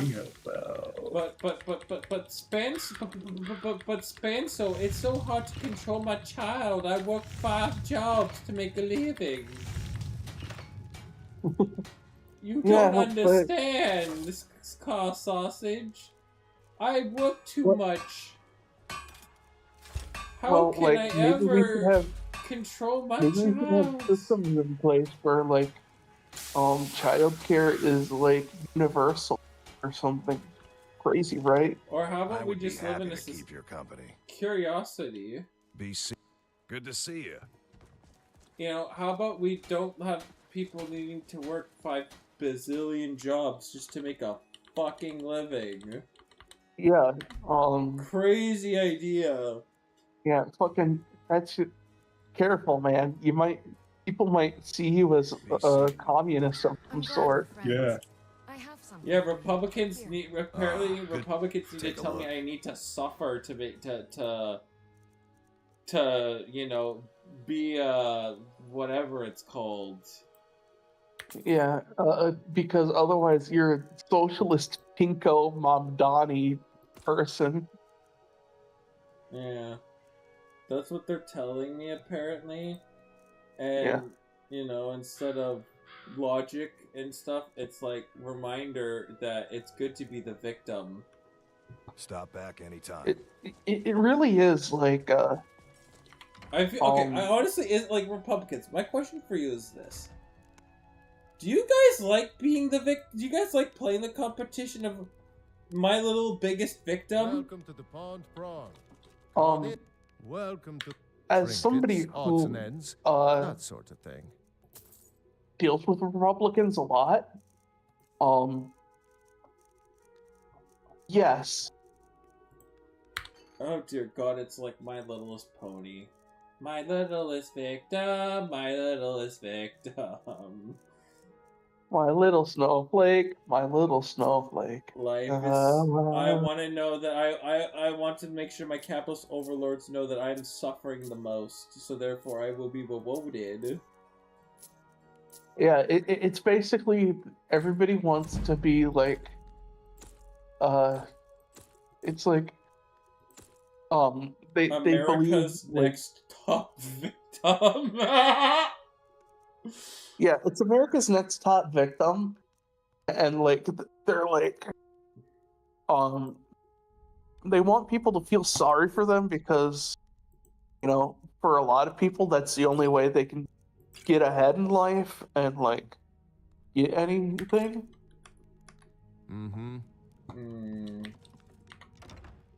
I feel like I could get MAGA Republicans by being a full MAGA grifter to be like, hey guys, to support me, please just give me all your 401ks. I cannot spread the goodwill of whatever it is the fuck we do without your 401ks, please. And like, I'd get enough people to fucking fall for it to give me their 401ks. Well, I mean, you say that. Funny enough, there was somebody Oh no. who pretended to be Donald Trump and started a GoFundMe to help build the wall. Got to like $2 million before GoFundMe cracked down on it.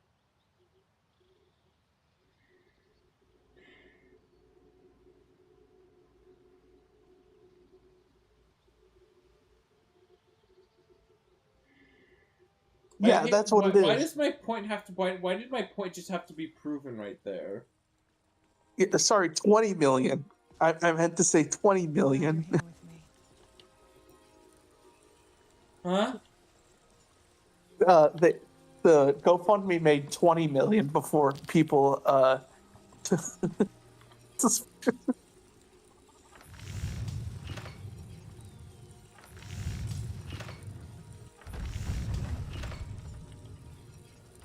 Yes, wrong with these people? What you are hearing is genuine stunned silence.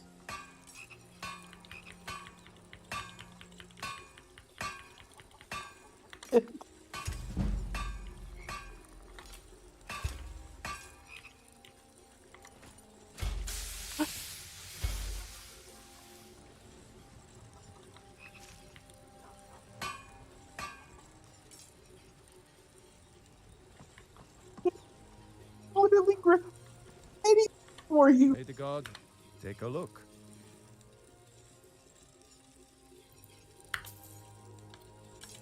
Good day. Why does this prove my point? Why did this prove my point? Why the fuck is my point being proven? This should be— oh silly Luke, we have bigger brains than that.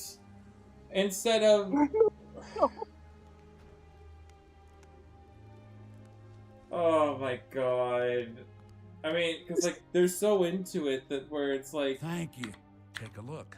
They can't accept anything that's outside the truth because I feel like they're scared. It is very scary, aha, ihi. We are very scared. I saw a gay man kissing and I was very scared. Oh no! Oh no! The super performer is speaking. Oh no, we must turn to Turning Point. Should we turn to Turning Point's USA's fucking halftime show? Nah, it's fucking fun. I mean, there's still a million people that still tuned into it, which that seems about right. Yeah, 1 million people, by the way. 1 million. But 4 million of them apparently were bots. But Yep, even then, like, even if it 1 was 5 million legitimate people, slightly impressive. But, Do you need something? congratulations, Really? He's Mara's mercy. Yeah, you really showed the NFL and their 200 people who were watching. You really showed them. You really showed them, you know. I mean, I'm just still impressed with the number, but, like, the fact that you guys are the easiest people that can fall for it? Right. Anyway, some more teams eliminated from March Madness. We have pour one out for Manhattan as they lose in the first round of the MAAC tournament. Then we got Arkansas State, 7th seed, is out despite being top ranked in the Sunbelt team on KenCom. Losing the second place tiebreaker really comes back to bite them in the butt. And then Pepperdine is the first team out of the WCC tournament. Well, then. You made it safe and sound. Good. I have a place we can talk. There's Ragnar, hold down the bar for a minute, will you? Yeah. Oh my god, that Bad Bunny guy. I can't understand a word he's saying. Thank God we have Kid Rock. Thank God we have Kid Rock going ball with the ball, the dang, diggy, diggy, diggy, sit the boogie, sit up, jump the boogie, or else I'd shit my pants.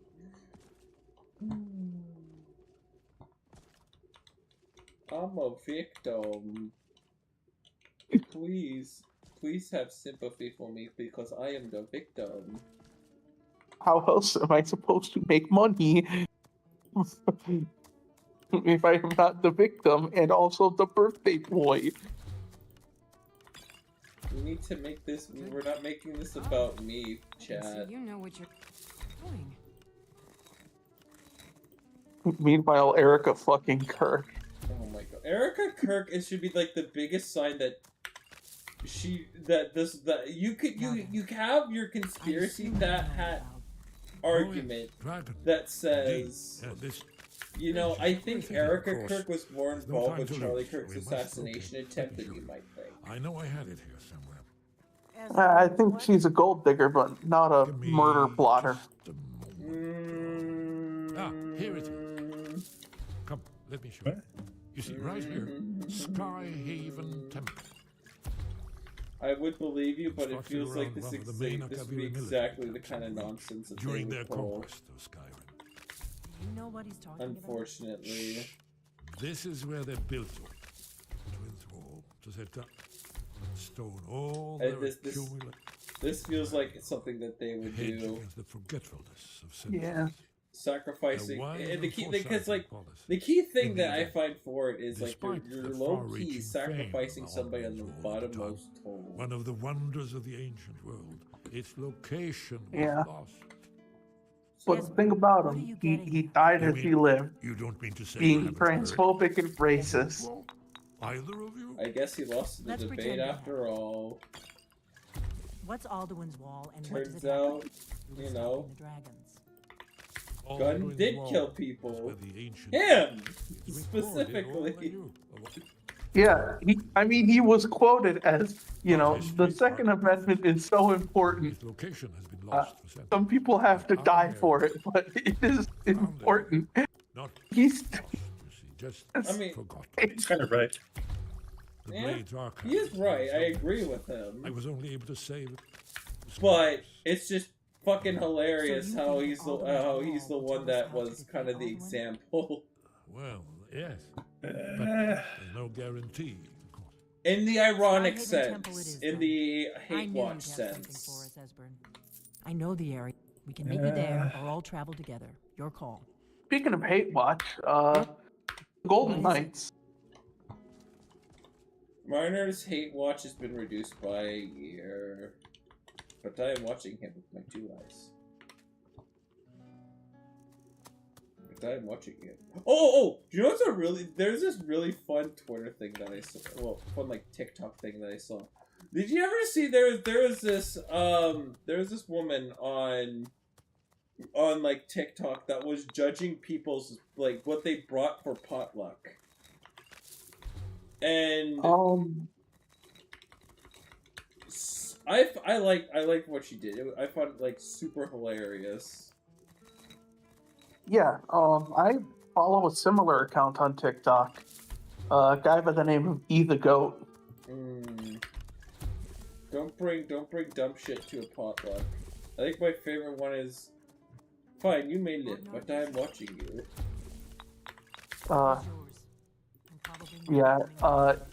He likes to bring up the old adage, can't eat at everybody's house. Take care of yourself. Because some of the people he reacts to, that they make some absolutely diabolical garbage. Yeah, I mean, you'll know. You'll know. It's also why I don't trust potlucks anymore, because it feels like every time I go to one, I get sick as balls.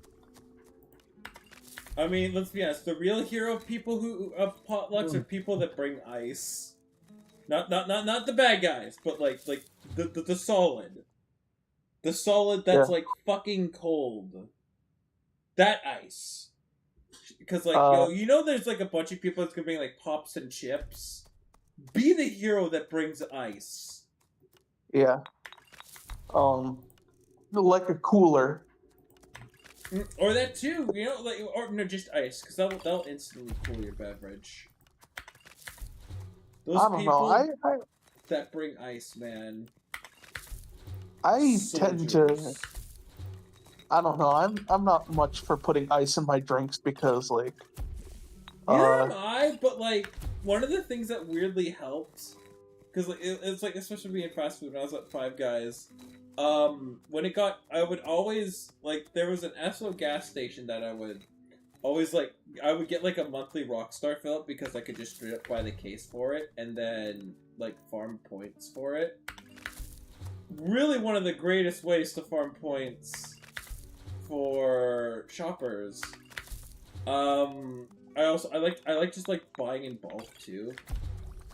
I just like the bulk buying aspect because that way I'm not going to like a gas station every like couple days. Yeah. I think my issue with ice and drinks is because it waters it down a lot. It does, but like when it's like literally straight up like scalding hot from your van.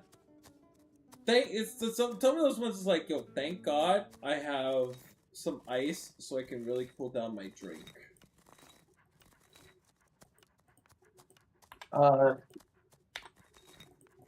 I don't find myself in those situations very often. It was kind of niche, and I was like, thank God I'm at a restaurant where I can just pour it into a Five Guys cup, and they're not going to really give a rat's ass because it's a cup. I don't know. Never be a manager at a fast food restaurant, kids. It's... Yeah, no, my big thing was always,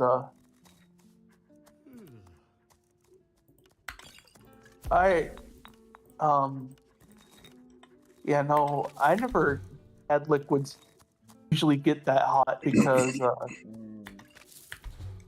although, I will say, room temperature mozzarella cheese, the worst. The fucking worst. Oh, that sounds horrible. it's basically like half cheese, half brine water. Ugh. Yeah. I get what you mean. I get what you mean. I get what you mean. Yeah, but like like room temperature soda is okay with me because like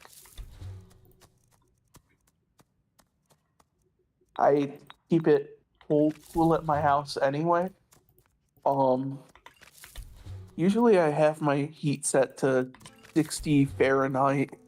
That's cold. That's what everybody tells me, but 8. That's cold. That's like, cause like, I mean, I know like, there's like the stereo. I love your 60 frames per second in Whiterun, by the way.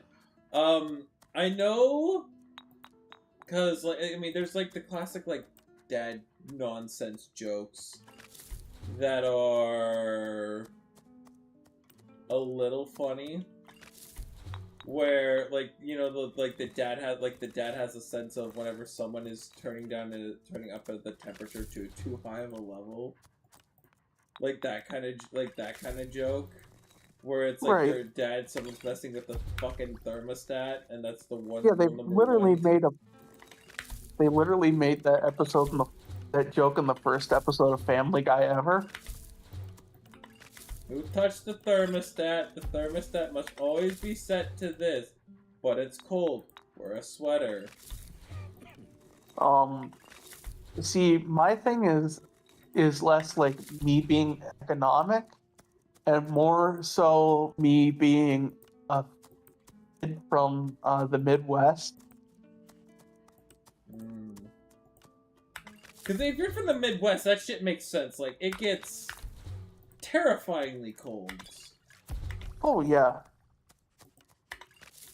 To where you already are in a sweater and you're in a cave of your own warm body heat. Yeah, like I have a whole, you know, I have like a Saddam Hussein's set up on my bed with how many blankets I have.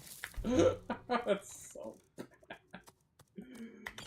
Oh, yeah. Relax, guy. Relax, guy. I would love to relax, but no, it's not how things work. I can't relax, guy.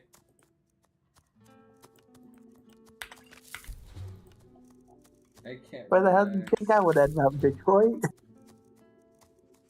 And then, oh my goodness gracious, dude. South Park never missed seasons 7 through 10. I can look people in the eyes and I will proudly say South Park never missed during that era.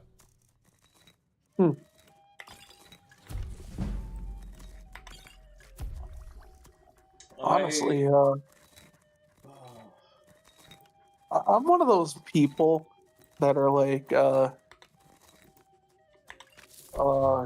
know, like, I actually am like one of the few people who like goes back to their first 3 seasons of South Park because I like how like shitty the animation was compared to what it is now.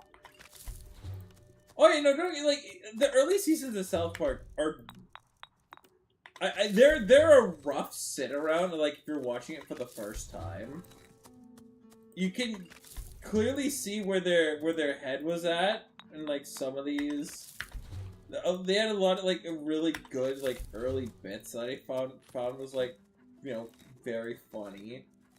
But like when when you start getting to like seasons 4, 5, and 6, they started to really hit their strides in those seasons, and like, oh yeah, like I could appreciate what they were trying to do, but like 10, I would say like peak South Park 7 through 13. That is, yeah, like, the show was like, South Park knew what they were doing. Yeah, the Scott Tenorman episode I feel was a huge watershed moment for South Park they tried to push everything. They like the was it the first one or was it the 200th episode? The first one, where he ends up eating his parents. Like, yeah, I feel like it's like stuff like that's totally up South Park's alley, though. yeah, no, I mean like that. That's just like that's when South Park went from, you know, like basically the Peanuts with like swearing, into pretty much its own thing. Good on them, man. Yeah, because the previous animation, weirdly enough, you know what it reminded me of? What does The fucking felt people from Blue's Clues. Oh yeah, Blue's Clues, yeah. I could see that.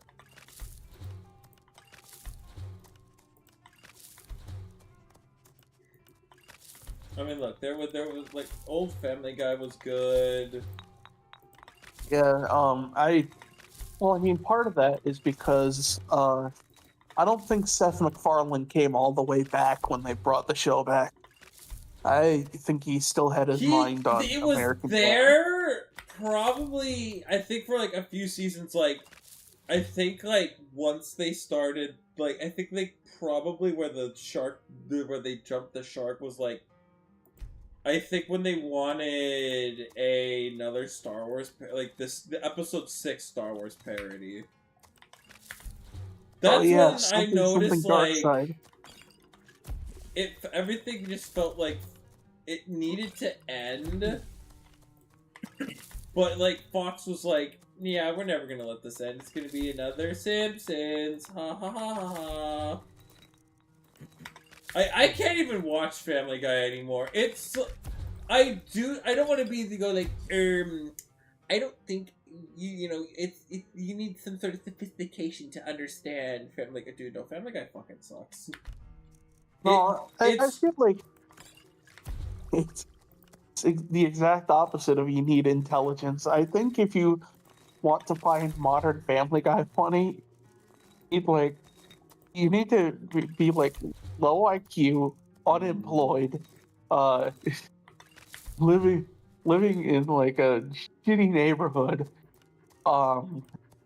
banned from at least 5 forums for saying the N-word. Oh no. I don't know. I mean, Family Guy does But then again, I'm one of those guys who unironically thinks the best way to consume Family Guy is through Funny Moments compilations. Dude, that's how they remember them. That's how they remember them. Look, That's man. all how they remember them is only through Family Guy compilations because holy crap, this episode was so funny. Look, man. Look. Holy crap, Lois. You don't get it, man. It's kind of dark in here. I don't have the patience to watch 22 minutes of this shit, but like a 30-second clip of like the Peter Griffin, like, boy, worse than the time I had butt sex with the Kool-Aid man. Oh, I can do that. I can do that too. Yaka yaka. Oh my god. Oh yeah, hold it, Daddy. Daddy, oh yeah. A Modern Family Guy is literally how can we stretch one cutaway joke into 22 minutes? And I wonder, like, honestly, like for Seth MacFarlane, when he's ready to sleep, I wonder if he ever goes as a thought of, Jesus Christ, this show needs to fucking die.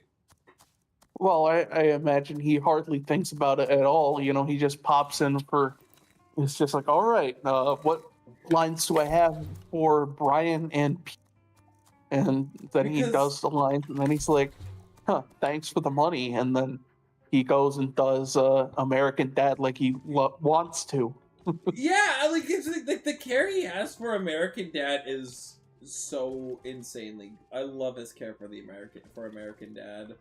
Like, you can tell the jokes are actually funny. And then I saw the first episode on Fox, and I'm like, God, he's not going to be no longer involved in this shit, is he? Great. Yeah. I saw the first episode, and I'm like, this isn't funny. This Yeah, an like, entire literally episode they're- of who pooped in the pool. Welcome back to fucking Fox, I guess. I mean, they're literally their first episode back from Fox on Fox. Their first joke back was, haha, all these shows got canceled and then we got brought back. Ooh, Chica Waka. Dude, American Dad's gonna suck now. I really like what they did on with American Dad on TBS. As much as TBS is wait, this is people discovering. Wait, this is a channel now. Was a channel? Yeah, apparently they also brought Wipeout back. I saw like the first season of it, and I was like, man, where's the other hosts? This Well, I mean, sucks. TBS, they actually used to be like an overpowered local station, actually. I You know about that? I felt like their claim to fame was, haha, we're gonna replay Family Guy, American Dad, The Cleveland Show, Simpsons. Well, they're actually the reason that the Atlanta Braves are as popular as they are. And also why they had the money, why places like Cartoon Network and CNN have happened. I'm sorry, but the funniest joke that they ever said was they had this, like, I don't know, somebody, and they're like, yo, I got my LeBron Jameses or something cringe along those lines.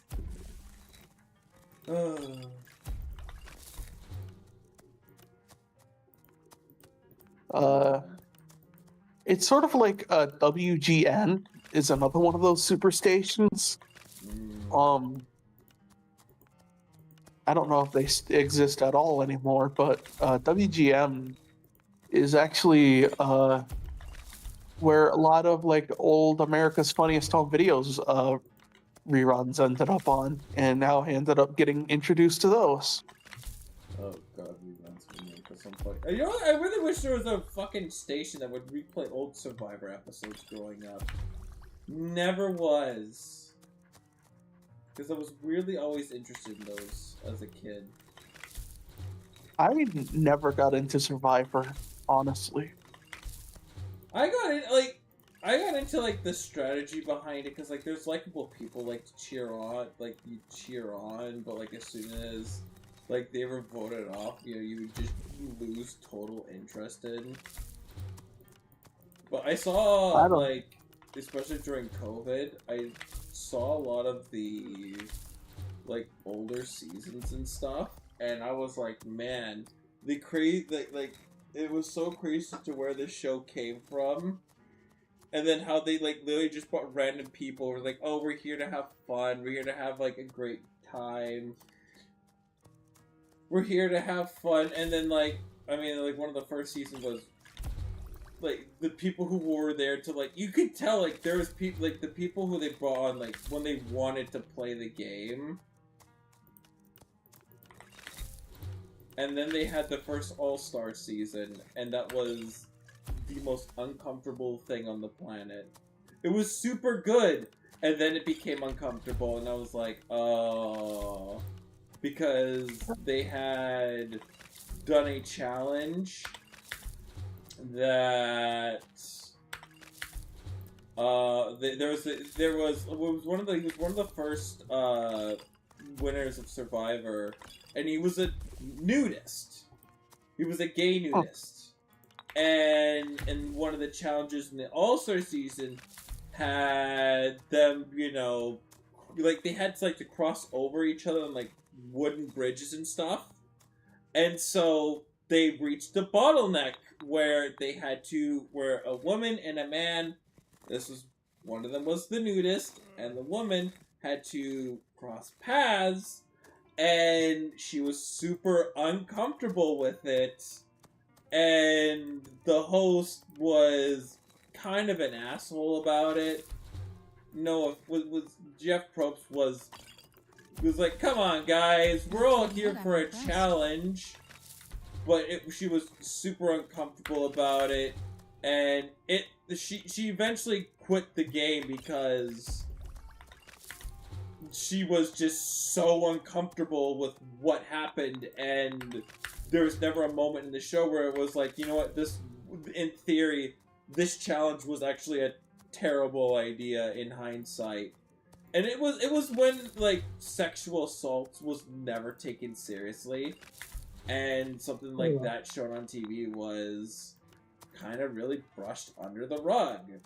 And so we get this really awkward thing where following the following challenge, she quit and said she was sexually violated, and nobody really batted an eye towards it. And it just was like, you're watching it in, like, in today's day and age, where, you know, the Me Too movement came out, and I'm like going like this and going, oh my god, I can't believe this is how, like, TV was back in the day.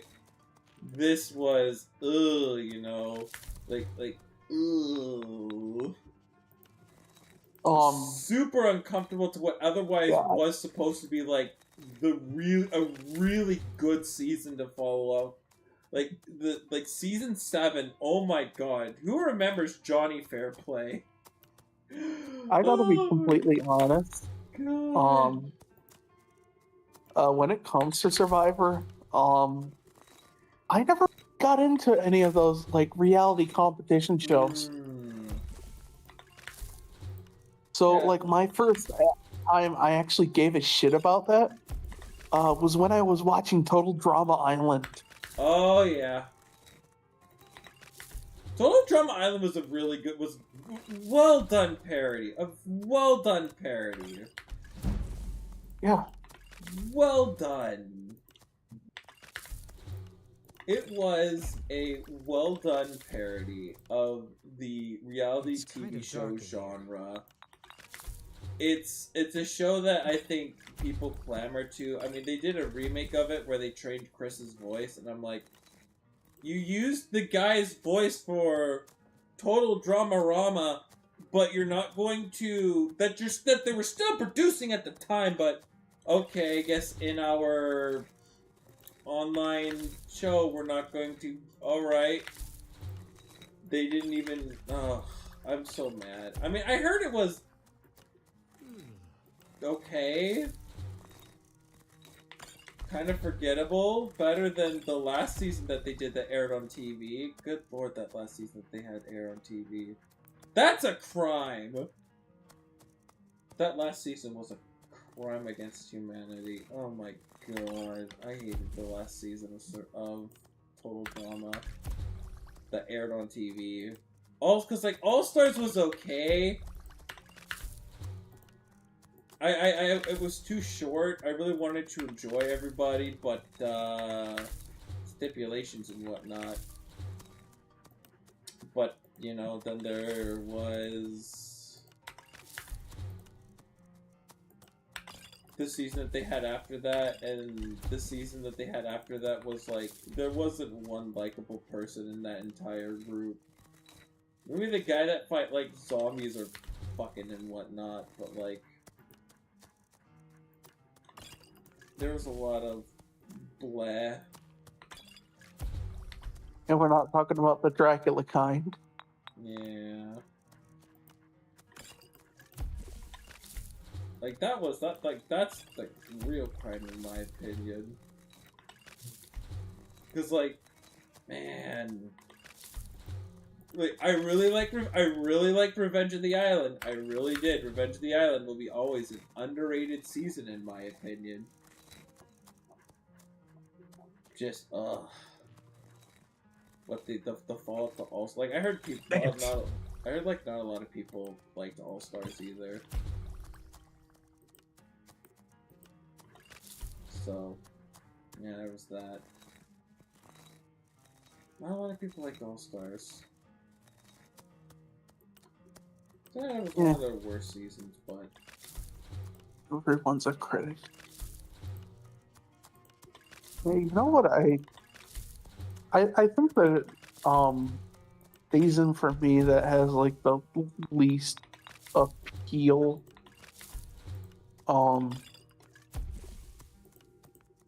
let me look this up. Is it action? Because if you were gonna tell me that Total Drama World Tour is the worst season yet, I will that's the best season! World Tour is such an acid trip, man! In the funniest way, World Tour was such a fucking acid trip.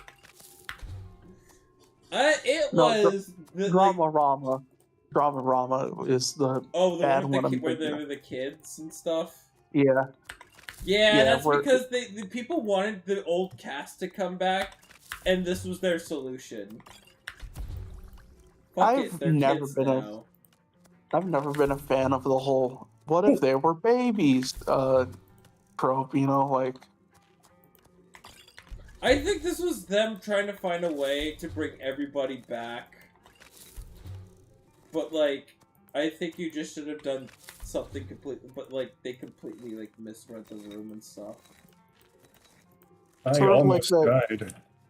Sort of like that terrible baby Looney Tunes show, or like, fucking Muppet Babies. Yeah. Poorly thought out. That's kind of how I saw it. Like I said, what if they were babies? And then it never works. I know. What's going on? Why aren't people watching our show? Why don't they like it? We spent $200 million on this. Playing our dog shit video game that we never gave a chance. Why don't they like it? We spent $200 million on this. Oh, you heard about the High Guard shutdown, dude? Yeah. Oh, fucking Mr. Frog. Here's the thing. I was like, it piqued my interest, and then I heard it was 3-on-3 and like super sweaty. And then immediately, like, that's, like, the feedback I heard from it. And then immediately I'm like, you know what? I'm good. I am too casual for this shit. I'm good. And then just seeing, like, the Discord online is, oh my god, I can't believe this game is shutting down. My big thing... We don't need players. I know you guys are probably going to call me an asshole for this, but, like... could never do like those fucking like 5-on-5 hero. You know what? It's not for everyone. It's not for everyone. And honestly, you are better. You're like Spencer. You are so better than I because you do not play these heroes. You do not play hero shooters. I wish I could be you and not give a shit about hero shooters. I can't. I just can't. I'm in too deep, man. Yeah, I am in way too deep. You are a better person than I, man. I think it definitely helps that like the person I knew who was really into hero shooters, really was so cringe. I didn't want to associate with it at all because like now pretty much I just like associate hero shooters with like the kind of people who constantly stink of Taco Bell and like flavored vape juice. I'm gonna go with the Taco Bell scent, and the word job application scares them. It's like I'm like full, and they're going, they like, and then run away. No, I'm just imagining, you know, them taking a fat rip off their vape stick, being like, check this out, it's like donut smell. No, we're talking like the most insanely racist people that you know that are telling you you're trying to have fun. You have a character that you really like the way that they play. You know they're not meta, but you're like, you know, I'm gonna go on quick play and I'm gonna have fun, and then they're going, why are you not playing this character? Ah, fuck, sorry. Why aren't you playing this character? Where are my heals? Ah! And like they sound like the biggest loser out there, and it's like, dude, why are you flaming in fucking quick play? It's like quick play, my guy. Yeah, they're just like yeah, to me it's just like fucking they're just fucking sitting around like, dude, that's your main? Bro, that's fucking garbage. I do hand. So anyway, you gotta check this shit out. It smells just like the churros at Disneyland. Yeah, I mean, dude, you're better than I. Like, but you're better than I. Like, You ever had jalapeno Cheetos? No. Yeah. They are the kind of people that would just like guzzle jalapeno Cheetos as they're telling you, dog, you're so fucking trash, man. You need to Dude, you're get literally good. so ass. Like, This is literally like the worst player I've ever seen. Oh, we got an invincible skeever here. Like, oh, it's just, oh my, I can see why. Like, dude, like when I will mean this in like the most sincere way. If you are online bragging about what rank you are in a hero shooter, get a fucking life. Get a life. I'm bronze in stuff, right? Welcome to Bits and You don't hear me, you know, pumping my chest about how good I am at the game. Some might call this junk. Me? I'll just tell you, you know, I'm having a lot of fun with character with you know what? No, you know what? Honest thing, I'm having a lot of fun playing Deadpool and Marvel Rivals. I really enjoy his playstyle. Why do I enjoy his playstyle? Because I like the fact that he could be. He's like a good old Swiss Army knife. He's kind of like the style I like to be. Because I like to be a flex main, you know? My ankle. I like to be a flex main. You know? That's what he was. He was a fucking Genji main. He was a fucking Genji main. Well, that just spells trouble already. So I already don't like Genji mains. Oh no, any DPS main. If you're a DPS main, pick up a healer, pussy. No, pick up a like the people. They're those who are saviors of the game. The saviors of the game are tank players, man. You are God's strongest soldier. I will always tell you, never down, never back down, never what? Never back down, never what? Yeah, that's why you don't back down for nobody. Come back to Bits and Pieces. Yeah! As you're crying slowly into your mic about how everybody's shooting you and yelling at you to get good. When your goal, you don't do enough damage to make any impact. Wait, sorry. If you're a tank player, you're the impact of the game. You decide when the team fights are. If the team is failing, it's your fault. And everybody is yelling at you. And yet they're still playing the game. And they're God's strongest soldiers are tank mains. You are the strongest soldier. You're crying, I gotta be honest, you cry yourself to sleep every night because you know that nobody appreciates what you do. I appreciate what you do, little buddy. Never forget that. I think some of them are just gooning to Diva or yeah, that's also right.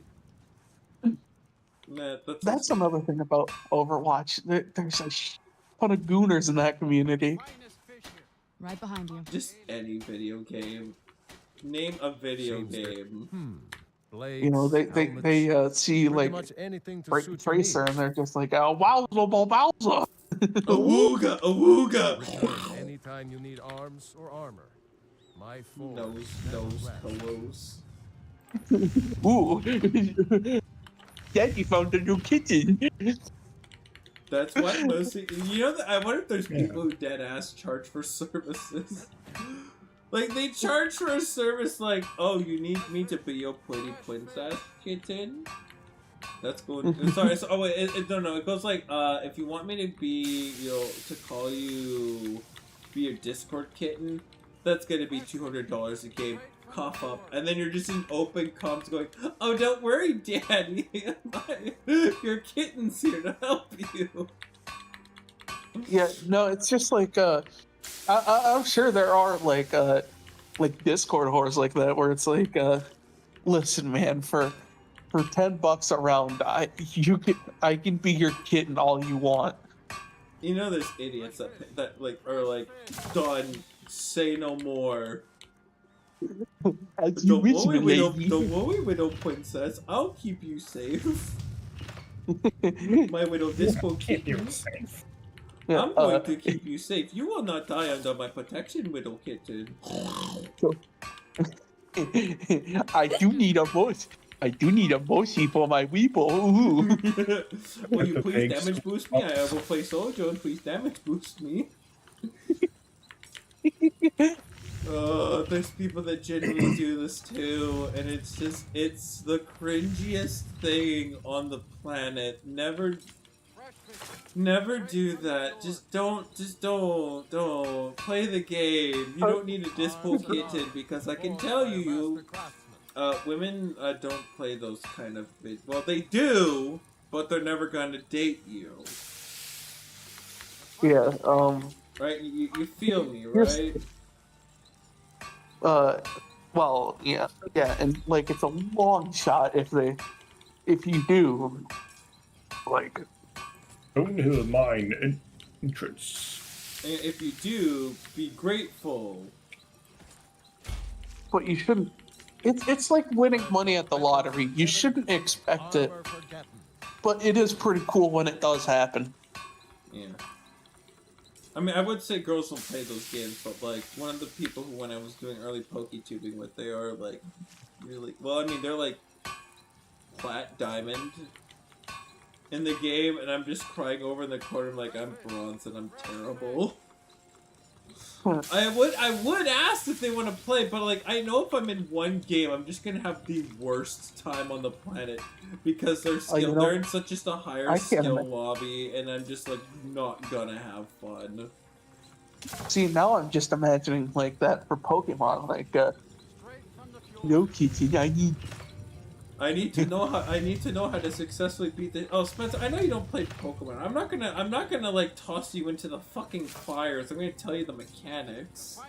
Taegan, I will 100%. He's good. I want to toss his ass into like the most miserable experiences. Just fucking hip.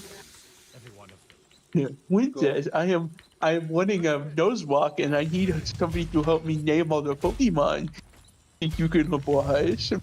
I don't think I can oblige that. It's more of like, you know, I toss them into like just, you know, the hardest game ever, and just go have fun. You're gonna do great. But then I learned a lesson from when we did the Madden.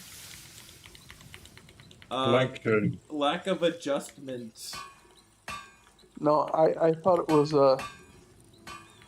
I was going for more like Discord moderator plays Pokemon with his kitten.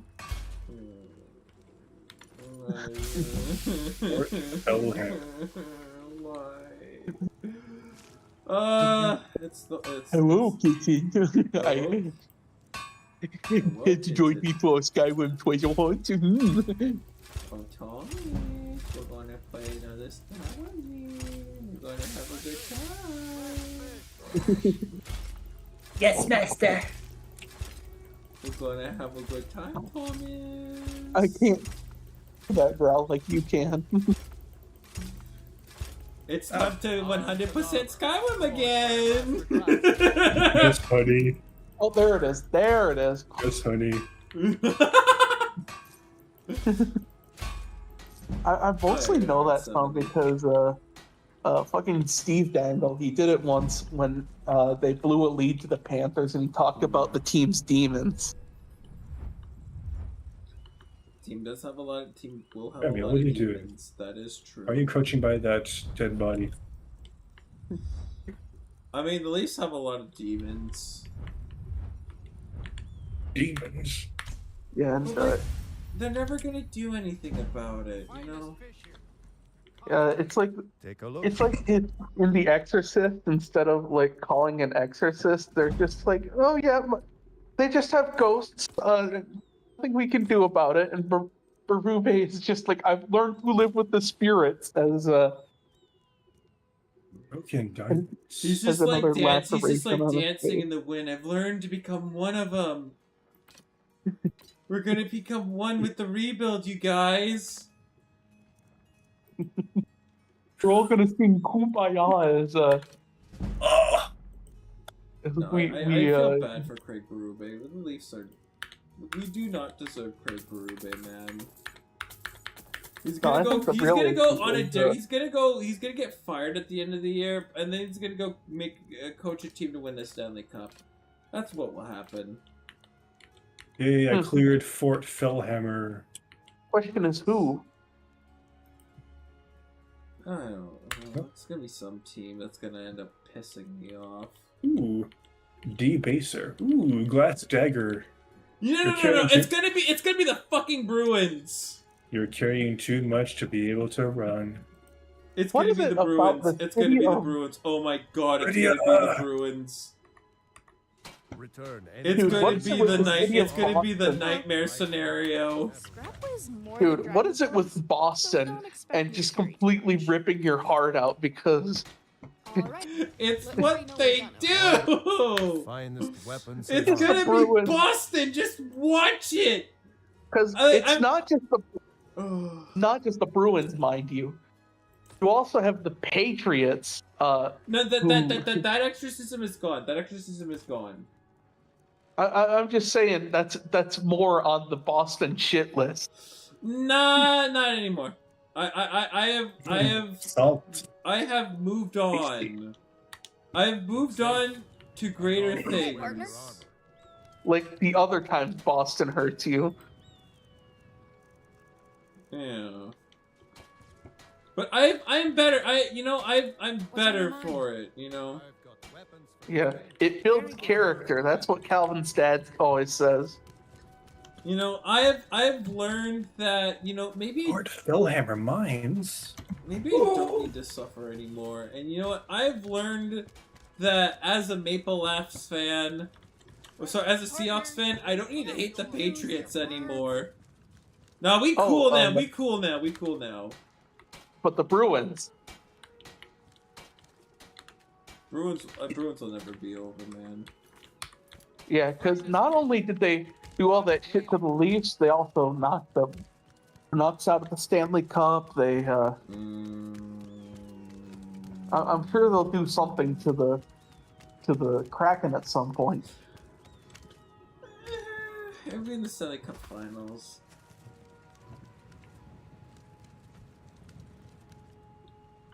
You know, they'll do something. Like, I mean, but there is a point. They'll probably end up doing something to fucking piss me off. Well, I mean, it doesn't have to be the Stanley Cup Finals because remember, a lot of the things that they did with Toronto were trades that heavily favored Boston, like the Phil Kessel trade. There's a former Kraken player on the Boston Bruins. There you go. That'll do it. Or the Andrew Raycroft trade. Oh god.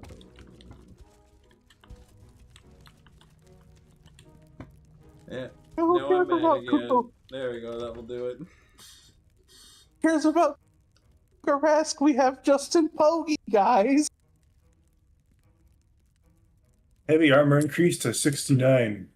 Nice. Don't worry, guys. We have all this fucking nonsense and shit. I need to, like, the serious therapy that I need to have is, you know, the year that I say, you know what, the Toronto Maple Leafs won't hurt me anymore. Yeah. Yeah, bandits are cowards. They say every therapist in Toronto is a rich man and lives in a mansion. Bandits are not people.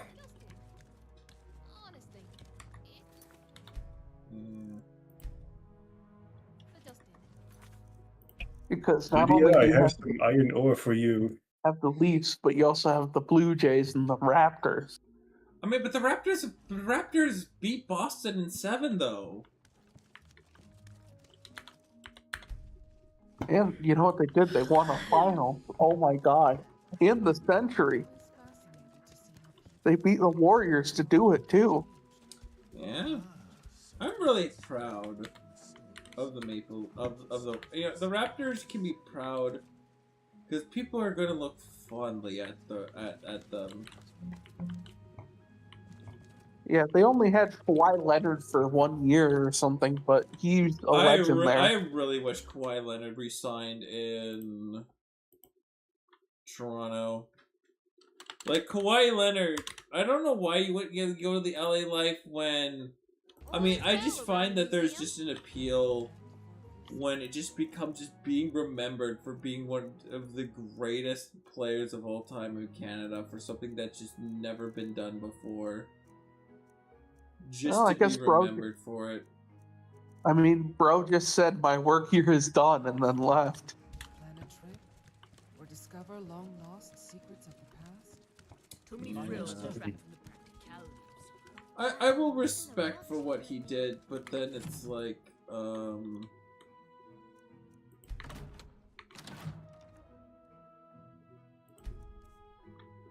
know, I always respect what he did, but I really wish he decided to just stay in Toronto.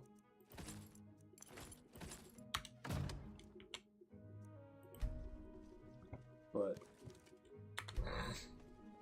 I get the lifestyle of not freezing your ass off in the winter time and just always being at the beach of LA. Ugh.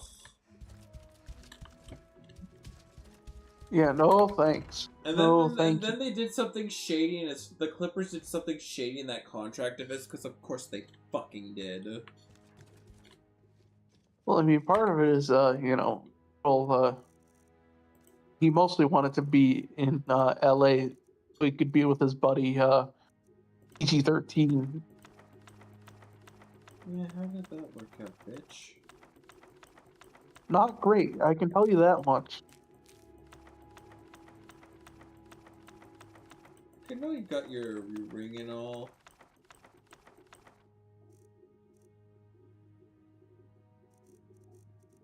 I know you got your ring and all. But like, man. Do you ever stay up at night wondering if you could have more? But, you know, being complacent works too.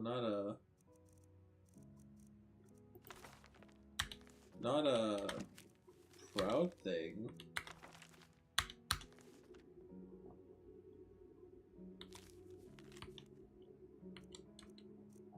So sometimes I stay up late at night, thinking about what could have been.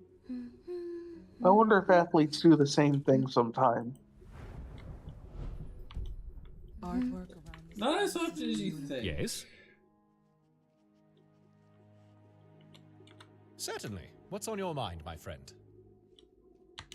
Be careful out there. I don't know. At the end of the day, it's, to me, with just sports and with just the what ifs. Like, do you think that, like, Nelson Aguilar stays up at night being like, remember all those drops, LMAO? No, if anything, I think it's keeping him up as night is the phrase. He was catching them, unlike Aguilar. Yeah, That's like I think that keeps him. Yeah, I think that's he can't sleep ever because of that. That phrase of always being reminded, you can't catch. Well, I mean, at least he was safe during COVID. Fuck off. Oh, that's hilarious. Oh, that's hilarious. That's absolutely hilarious. Damn stormcloaks. Oblivion take them. Every miserable last one of them. Tendrils of thought may wind their way through this realm, but those tendrils bind. Which is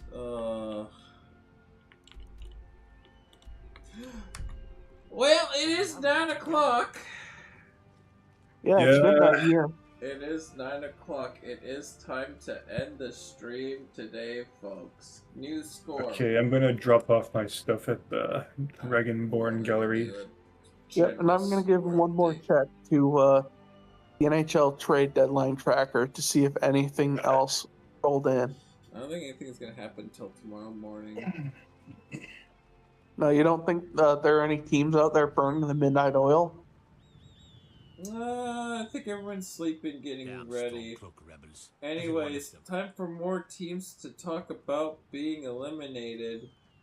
Pepperdine. Oh, I already said Pepperdine. South Dakota State won't be making it to. Won't be making it to. I don't know how you stand it. They are eliminated out of the Summit League. Linwood 6 can't quite pull it off in the OVC semifinals. This is the first year being eligible for the NCAA tournament, and Evansville didn't ace the first round of the MVC. More eliminatees. There's 297 eliminatees left. Can't wait till they say Washington, because we fucking suck. Rumors. Hearing Rangers would trade Sam Carrick to Buffalo. Cool.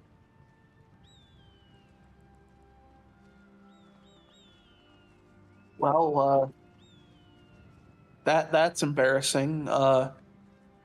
Iowa State, they just got bounced in the second round, by Arizona State. But they still might make it in. Yeah, it is the women's, so. Oh, okay. Yeah, here's last depressing fact about the fucking Maple Laughs. The Maple Laughs hand the New York Rangers their first regulation home win at home since November 24th, 2015. The Maple Laughs have not won post-Olympic break and been outshot 44 times this season, 2 regular season wins in the last 19 games, and a goal differential of -30. Sell. Brad.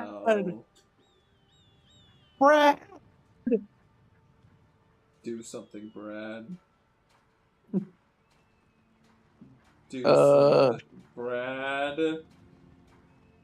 The only hockey fun fact I have is Terry Jacks has the song called "Put the Bone In," which is about giving a dog some meat as a treat. He got hit by a car, and he wants the butcher to keep the bone in the meat. Apparently they have, when they say "put the bone in" on the chorus, that's like the 1974 Vancouver Canucks all saying "put the bone in" at the same time. Luke, what's your score? 1,101. Okay. What is yours? 561. 961. Yeah, 961. 961, not bad. Well, thank you everybody for joining us tonight. We've got the big talk about life and the big ol' NHL trade deadline review tomorrow. We're going to review the NHL trade deadline. Shout out to the only Twitch chat of the day being a bot saying "buy cheap bots today." Fuck off! I've streamed this on Twitch, and like that's the only thing message I ever fucking get. I got one genuine message. I don't even remember what it was. I got one genuine message. The rest are like, "Oh, would you like some graphics? Would you like some this and that? Oh, hey man, I really liked your channel. Please add me on Discord." Like, fuck off! If you're one of those people, you just copy and paste. You don't watch the full stream. You just leave the message, like, piss off. YouTube, though. YouTube, however. Minus the whole botted viewers fucking nonsense that I got. Like, I think the secret to the sauce is I have to, like, change the title every stream to make sure I'm not have, like, botted viewers or something like that. I've gotten a couple people who've asked me about modding in Skyrim, and those people, like, shout out to you because we've gotten some good long conversations, and they've ended up subscribing, so shout out to that. Those people are awesome. Those people rock. Those people rock. Like, seriously, if you are around here and you are lurking around and you're not so sure about modding Skyrim, I am able to give you the fundamentals and at least get you on your way towards modding Skyrim. It is I understand how it can initially be super intimidating, but, you know, it's always fun when you're able to mod Skyrim with your own flavor. Like, I know there's lots of creations out, like, lots of, like, mod creations out there, lots of big mod packs out there. And, like, you're looking for, it's like you're trying to find that flavor of ice cream.